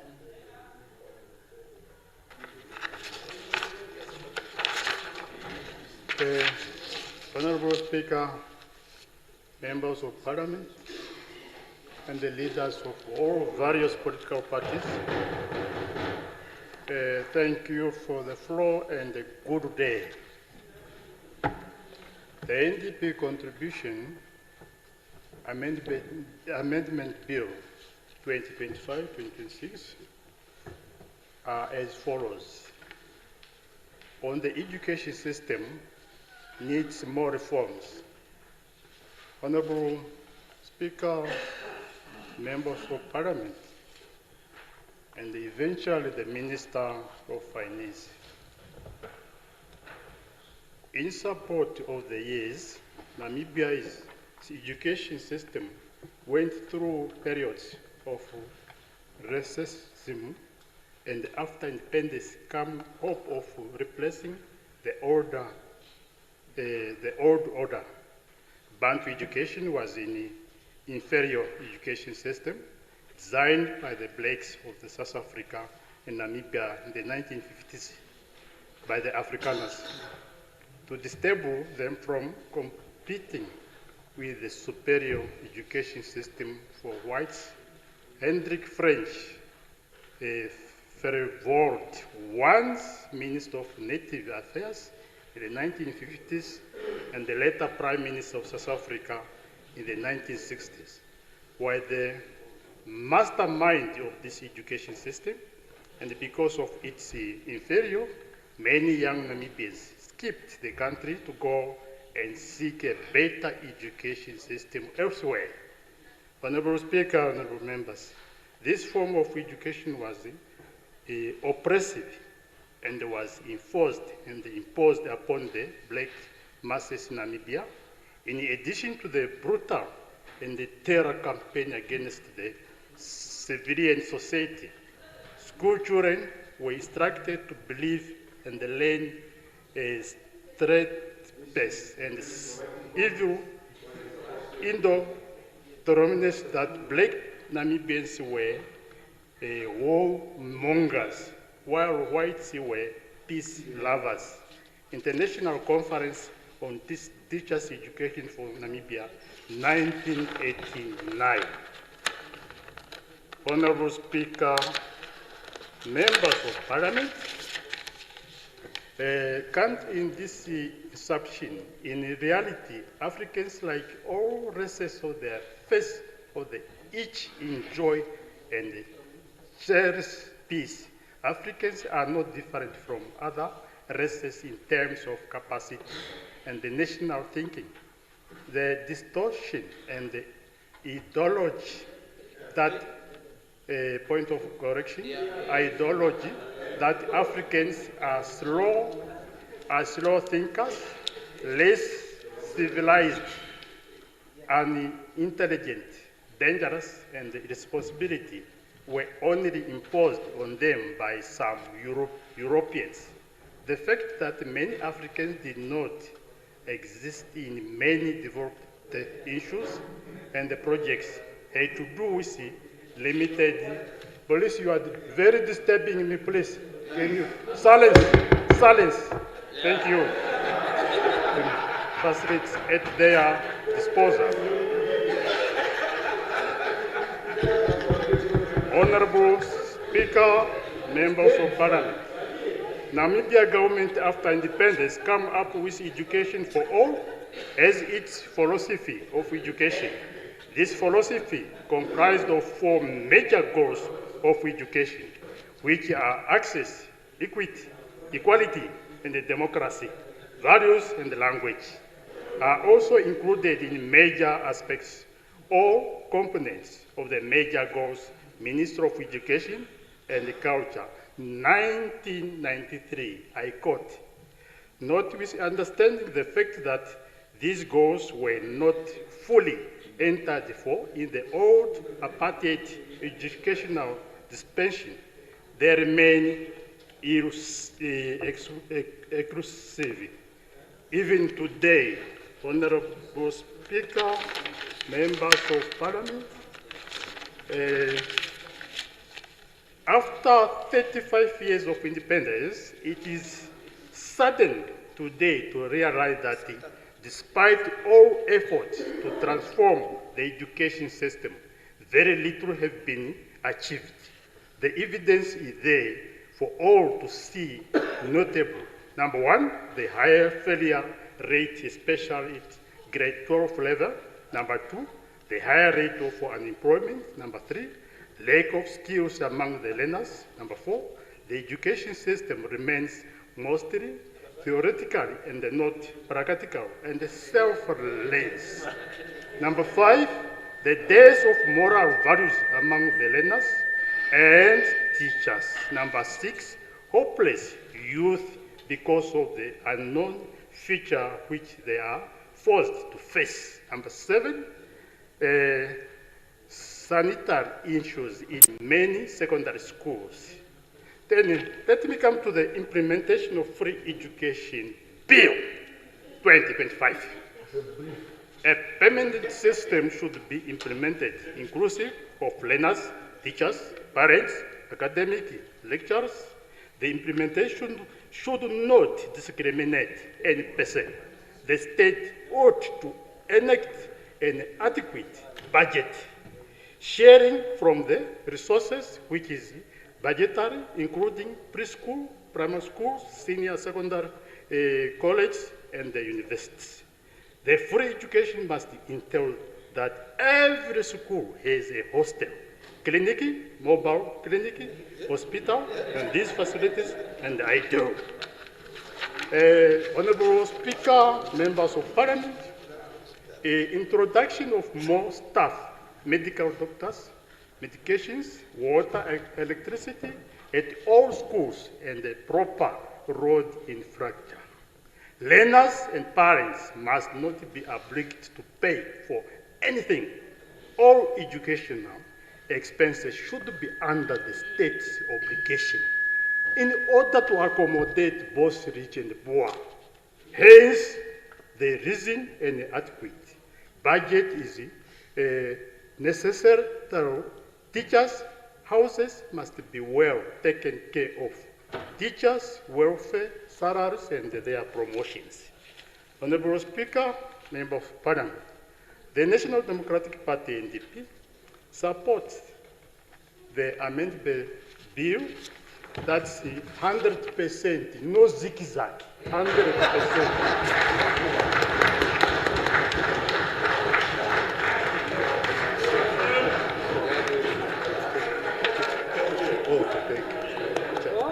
Thank you, Honourable Member. I recognize the Honourable Prime Minister, right, Honourable? Yes, no zigzags. Comrade Speaker and honourable members, I think it's a very good note on that, Honourable Speaker, I know you might rule me out of order, but there is also a platform, just as here Prime Minister is being asked questions. Honourable Kandorodu has also posted something on our group, and I think it is equally a voice that we cannot ignore. And the voice said, there must be no zigzag.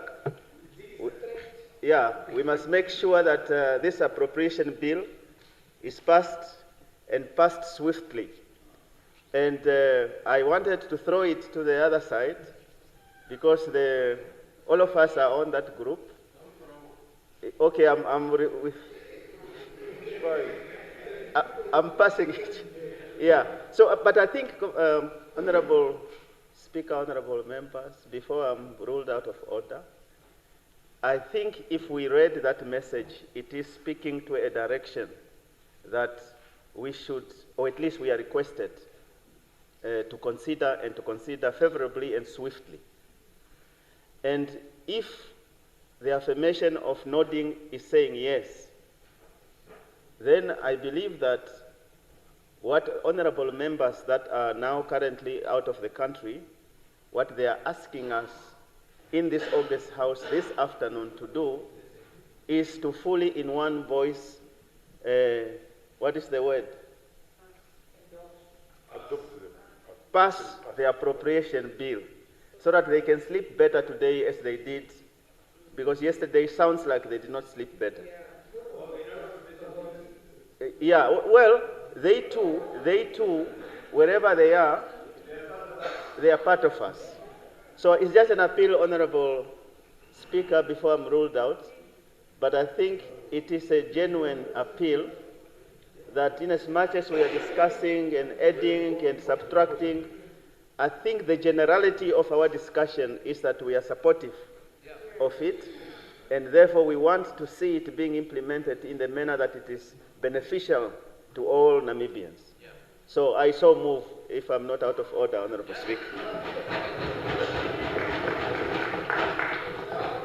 Thank you very much, Honourable Honourable Prime Minister.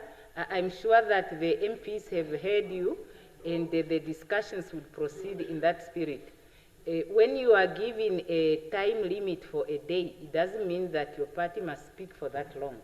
So you can speak for 10% of the time, and we can finish budget discussion today and go to the next items. You know, I just wanted to highlight that. Now I continue. The next is Honourable Kumbwa. Thank you, Honourable Speaker,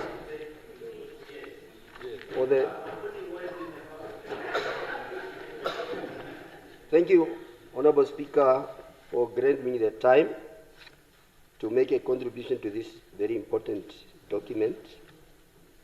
Honourable Speaker, honourable members, fellow Namibians, as the country continues to adapt to ever competitive and non-static geopolitical dynamics, the All People's Party, APP, has noted with concern the current state of finances in our country.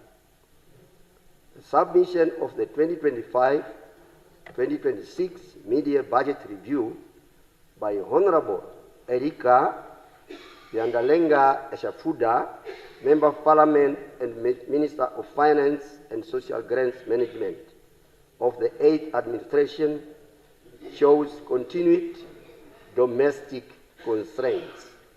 It is imperative for the administration to adopt an aggressive and responsive framework working to safeguard the current system in order to support the most vulnerable groups of our society, those who continue to suffer from multi-dimensional poverty across the country.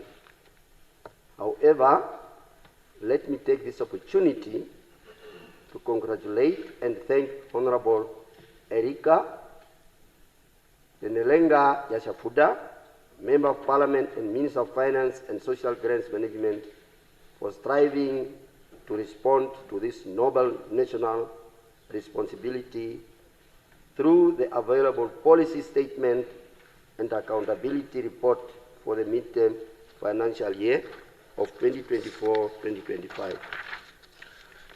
Honorable Speaker, the additional 14 million allocated to Vote 10, Education, Arts and Culture, which includes 663 million for tertiary students, is commendable. However, the recent call by the University of Namibia, UNAM, for an additional 850 million at the border of 2.2 billion estimated to implement free tertiary education should not be seen as a burden, but instead it is a test of the ruling power and authorities' political will to accomplish this mission, an integral part of Vision 2030, which is now only half a decade away. I further support the additional 105 million for Vote 13, Health and Social Services, and I acknowledge the increase in the operational budget under Table 2 from 79.8 billion to 8.6 billion, an increase of 826 million. However, I am disappointed by the decrease in the development budget from 9.6 billion to 8.8 billion, and the decrease in debt service cost from 13.7 billion to 14.3 billion respectively. Honorable Speaker, honorable members, the education and health sector are extremely vital to achieving the dream of Vision 2030, particularly in realizing free education at all levels and establishing a world-class health facility. For decades, billions have been lost through looting, inflated contracts, misallocated budgets, and elite capture, all while the majority of Namibians remain denied access to quality education, health services, and potable water, housing, and employment opportunities. Many communities in regions such as Zambezi, Kavango East, Kavango West, Ohangwena, Omaheke, and Kunene still experience challenges with potable drinking water, both in urban areas and in remote rural communities where supply is often inconsistent. The ruling power and present authority, through executive officers, lack accountability. It is unacceptable that a country blessed with rich uranium, diamond, oil, gas, and fish reserves continues to rely on donor support and massive external loans to fund basic national services. It is high time that political elites are held accountable and understand that national resources belong to the people, not to the privileged few who have turned state institutions into private sectors through agencies and commissions. Honorable Speaker, honorable members, the All People's Party, APP, is equally concerned about the ever-growing national debts and debt interest repayment. This practice is not sustainable and poses a serious threat to future generations of this nation. I strongly recommend that the ruling authority, with all political will and executive strength, decisively address the mismanagement of public resources if we are to curb the ever-growing debts. Increasing borrowing is not something to take lightly. To secure the current and future generations, government must exercise strict and aggressive financial control over spending, both on movable and immovable natural resources. It is a fact that Namibia can afford free education. But to achieve this goal, the ruling power and authority of the day must confront corruption decisively, particularly corruption involving officials appointed by the appointing authority itself. Honorable Speaker, honorable member, I want to conclude that Namibia will only become industrialized, innovative, and economically independent when its leaders stop treating power as an entitlement and start treating it as a responsibility. It is rather the system reform itself, or it will be reformed by the will of the electorate, the very people who are tired and unhappy with the current system. Therefore, Honorable Speaker, with all power and muscles, I condone what the Right Honorable Prime Minister just said now in this House, that we have to speed up, and as I support the mid-year budget review statement for the bill to be concluded as soon as possible. Thank you very much.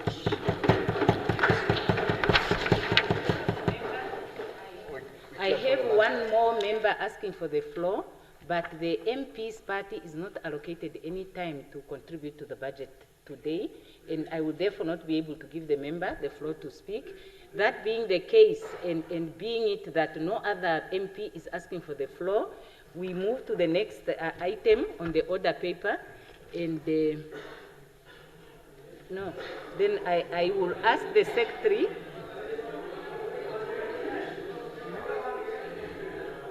Yes, point of privilege.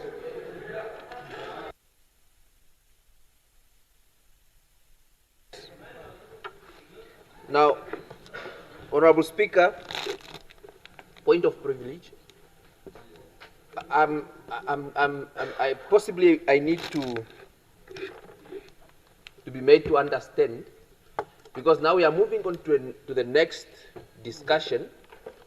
When we have this current discussion, this current bill that we can easily finalize and pass, looking also at the advice that is coming from everyone member of the House that we need to pass this bill, I really want to understand, why should we go to the next discussion instead of us moving and finalize the bill and pass it, Honorable Speaker? Yeah, thank you. No, we have to follow the order of business.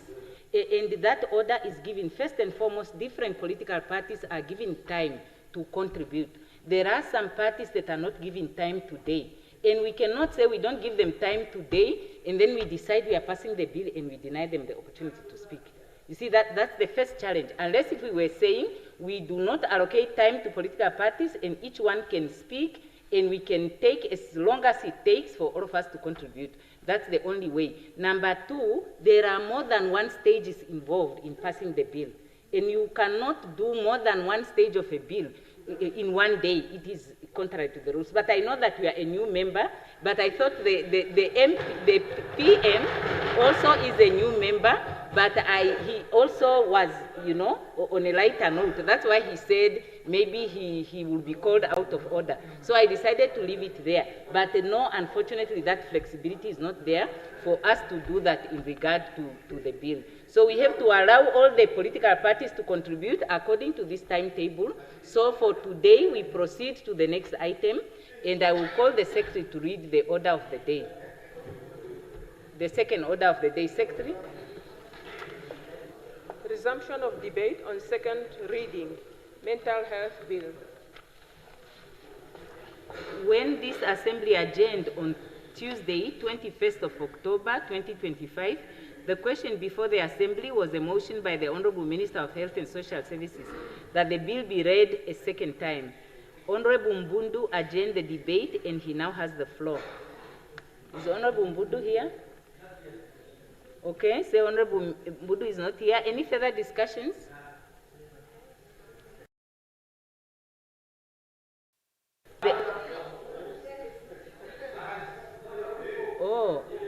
There is Honorable Manoben. Thank you, Honorable Speaker. It is with sense of humility, and I wish to contribute to this important and critical discussion on mental health in Namibia. Honorable members, this bill represents a significant step towards improving mental health services in our country, promoting accessibility, equity, and protecting the rights of people with mental health conditions. I recognize the journey to finalize this bill has not been without challenges. However, the bill is now tabled by the Honorable Minister of Health and Social Services, Dr. Luvindau, marking a significant step towards modernizing mental health care in Namibia. As we move on this piece of legislation, Honorable Speaker, Honorable Members, it is essential that we engage with the stakeholders, including civil society organizations and people with lived experience of mental health conditions. Their input and perspectives will be invaluable in ensuring that the bill is effective and responsive to the needs of those that it seeks to serve. The concern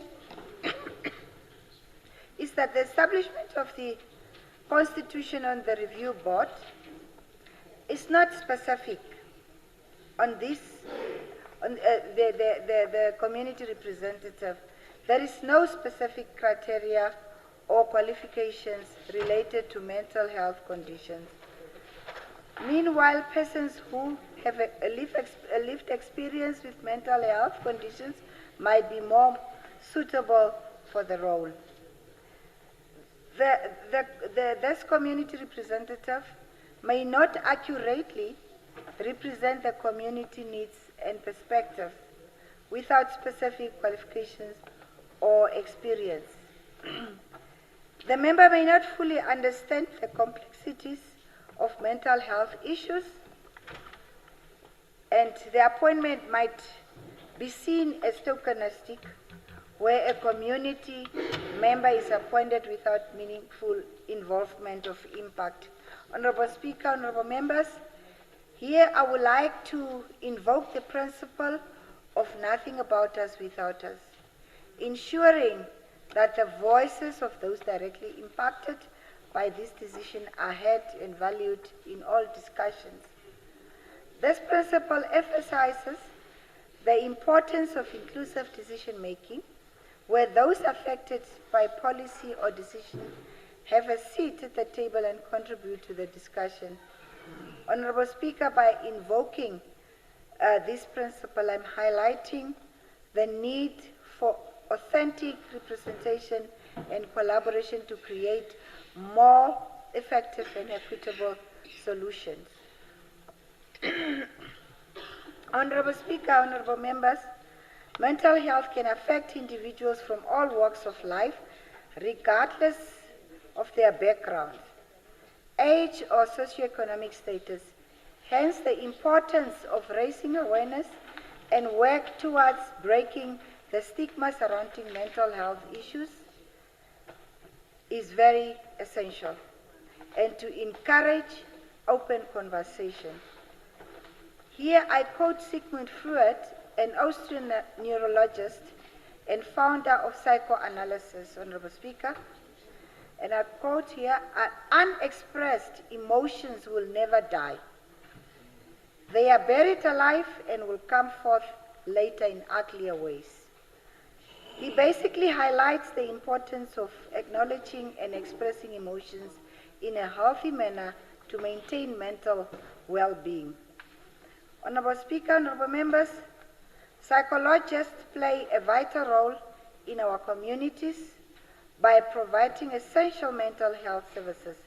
They help individuals cope with stress, anxiety, and trauma, and help those struggling with mental health concerns on an early basis. They can prevent more severe problems from developing. Their work promotes overall well-being, resilience, and quality of life. In Namibia, most of the psychologists are in private practices, which make their services less accessible to those without medical aid or with limited financial resources. Based on the information available in the government, specifically at the mental health care, and this is under correction also, has 2 clinical psychologists, and in Oshakati, there is no one except for a social worker. Honorable Speaker, honorable members, to address these challenges, we could explore increasing funding by allocating more resources to mental health services, enabling the recruitment of more psychologists. Streamlining the registration to simplify the registration process with Health Professional Council to facilitate more efficient onboarding of psychology graduates. Training capacity building by offering training programs that focus on building capacity and in mental health services, potentially increasing the number of psychologists in the public sector. The need for psychologists in public health is really significant. By integrating these professionals in public health setting, Namibia can improve mental health outcome and to promote well-being. Perhaps psychologists could be opted in from their private practices to work on part-time basis at state facilities. This could be a great way to supplement existing mental health services. I believe this approach can also help foster collaboration between public and private sectors, ultimately improving mental health care for the community. Honorable Speaker, honorable members, mental health is a critical aspect of overall well-being in Namibia, requiring a comprehensive approach to address the country's unique challenges with a growing awareness of mental health issues. There is an opportunity to strengthen mental health services. Honorable Speaker, in conclusion, as we navigate the complexity of mental health, let us remember that healing is a journey, not a destination. May we prioritize compassion, empathy, and understanding and support, and may our collective efforts ripple effects of hope and resilience. I thank you, and I support the bill. Yes, thank you. I recognize Honorable Jonas.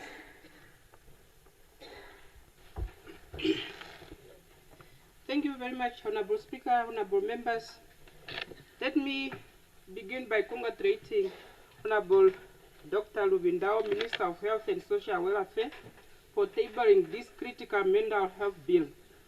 This landmark legislation aims to promote and protect the rights of individuals, regulate equitable care, establish clear procedures, create oversight bodies, define roles and rights, and manage patient properties as outlined in the bill. This bill comes at a very crucial time and once again fulfilling the promise we made by our SWAPO party through fulfilling, I'll repeat it so that you listen to it very carefully. This bill comes at the crucial time and once again fulfilling the promise made by our SWAPO party through its manifesto. Through its manifesto to prioritize mental health, expand access to mental health facilities, and establish nationwide rehabilitation centers. Well done, Honorable Minister, to you and to your team for hard working and finalizing this bill and tabling it before this August House. Amen. Honorable Speaker and honorable members, mental health is a silent disease that is slowly devastating our people, particularly Namibian workers across all sectors. Many of our workers, especially in a certain industry, face daily challenges to their emotional, psychological, and socio-economic well-being, which is in turn affect productivity both at home and in the workplace.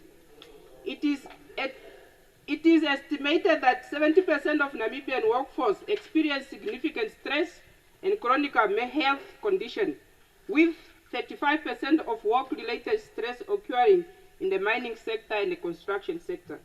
Within the public sector, there is also significant concern due to high rate of work-related stress and burnout among public servants across all three branches of the state.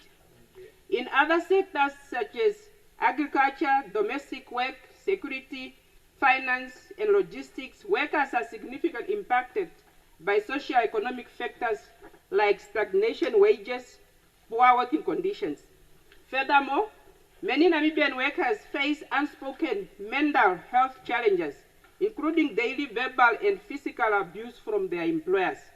These include untold stress, depression, often endure in silence because speaking up carry a high risk of victimization, discrimination, and dismissal. Honorable Speaker, honorable members, let me acknowledge the Ministry of Justice and Labor Relations for championing Namibia ratification of ILO Convention 190, making us the first country in Africa to do so. This convention deals directly with violence and harassment in the world of work. This move was necessitated by the alarming rates of violence and harassment in Namibian workplaces. This policy is crucial for mental health because it helps prevent, mitigate the severe psychological consequences of workplace violence and harassment, such as increasing anxiety and depression. Therefore, I propose that the National Violence and Harassment be formally aligned with this mental health bill at the earliest opportunity when this bill is passed by this August House.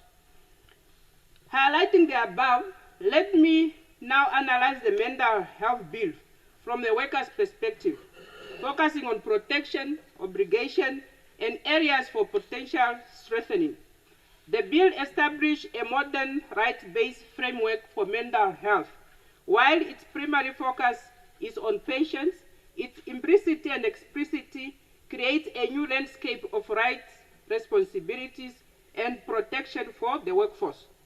Key areas positively impacting workers include robust anti-discrimination clauses, protection against exploitation, detailed procedures for managing workplace incidents, mandatory training, and significant new report obligation. Honorable Speaker and honorable members, there is a critical gap in the bill on unclear application to the private sector. Inclusion is essential for the comprehensive and equitable mental health system. Without it, patients in the private facility and private care lack legal recourse for rights violence. Creating a two-tier system, this must be addressed to ensure uniform patient protections. I took note of the definition on the health facility as well as mental facility, but I'm still not convinced by one of that section 3, subsection 1, the way it is because it's subjected to misinterpretation or legal challenge during the implementation. The bill is explicitly limited to the state, with no mention of the private sector. The bill is completely silent on the responsibility of private hospitals or clinics. It does not instruct them to create similar policies or measures. Therefore, a private facility is not directly bound by the requirement of the bill. The law creates a higher, clear standard for public facility, but leaves a vacuum for private ones.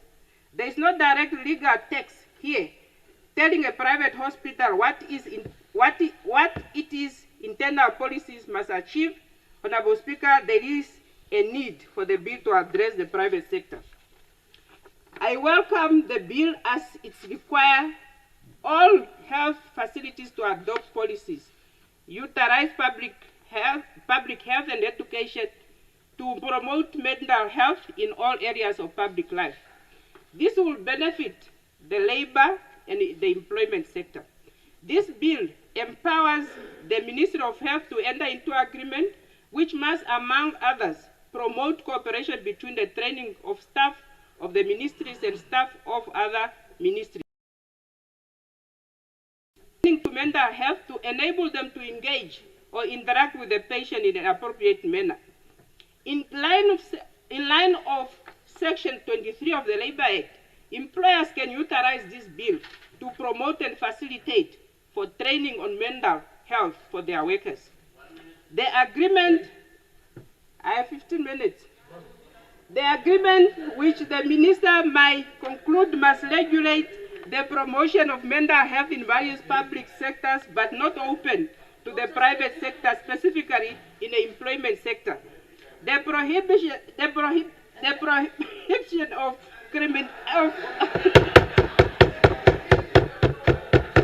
on discrimination and abuse are commendable, but may lack enforceability without a clear framework applying to the private employers and facilities. Including the private sector in the application of the Act is therefore fundamental to the successful implementation of this crucial bill in the private sector space. While the bill is a national instrument, it is important. 15 minutes, Honorable Speaker. 6. So I need to know how much more of your contribution still remains. Only one page. Postpone to tomorrow. 2 minutes. Postpone Yeah. to So tomorrow. Can I postpone for? Yes. Yeah. No, you don't postpone. We rise on automatic adjournment, and you continue from where you ended today. No, they will stop here. Alternative. No, wait. Honorable members, can I be heard, please? I'm not done. Alternatively, the member can conclude her statement in 2 minutes.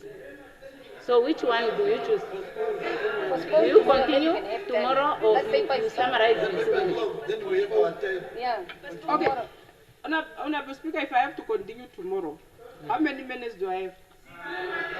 No, they will check what time you have used. She will start from the beginning. Yeah. Yes. But it will be automatic adjournment. You will be the first to speak on that item, and you only start from where you ended today. Do not repeat the whole statement. Okay. So now we rise on automatic adjournment until tomorrow at 14 hours.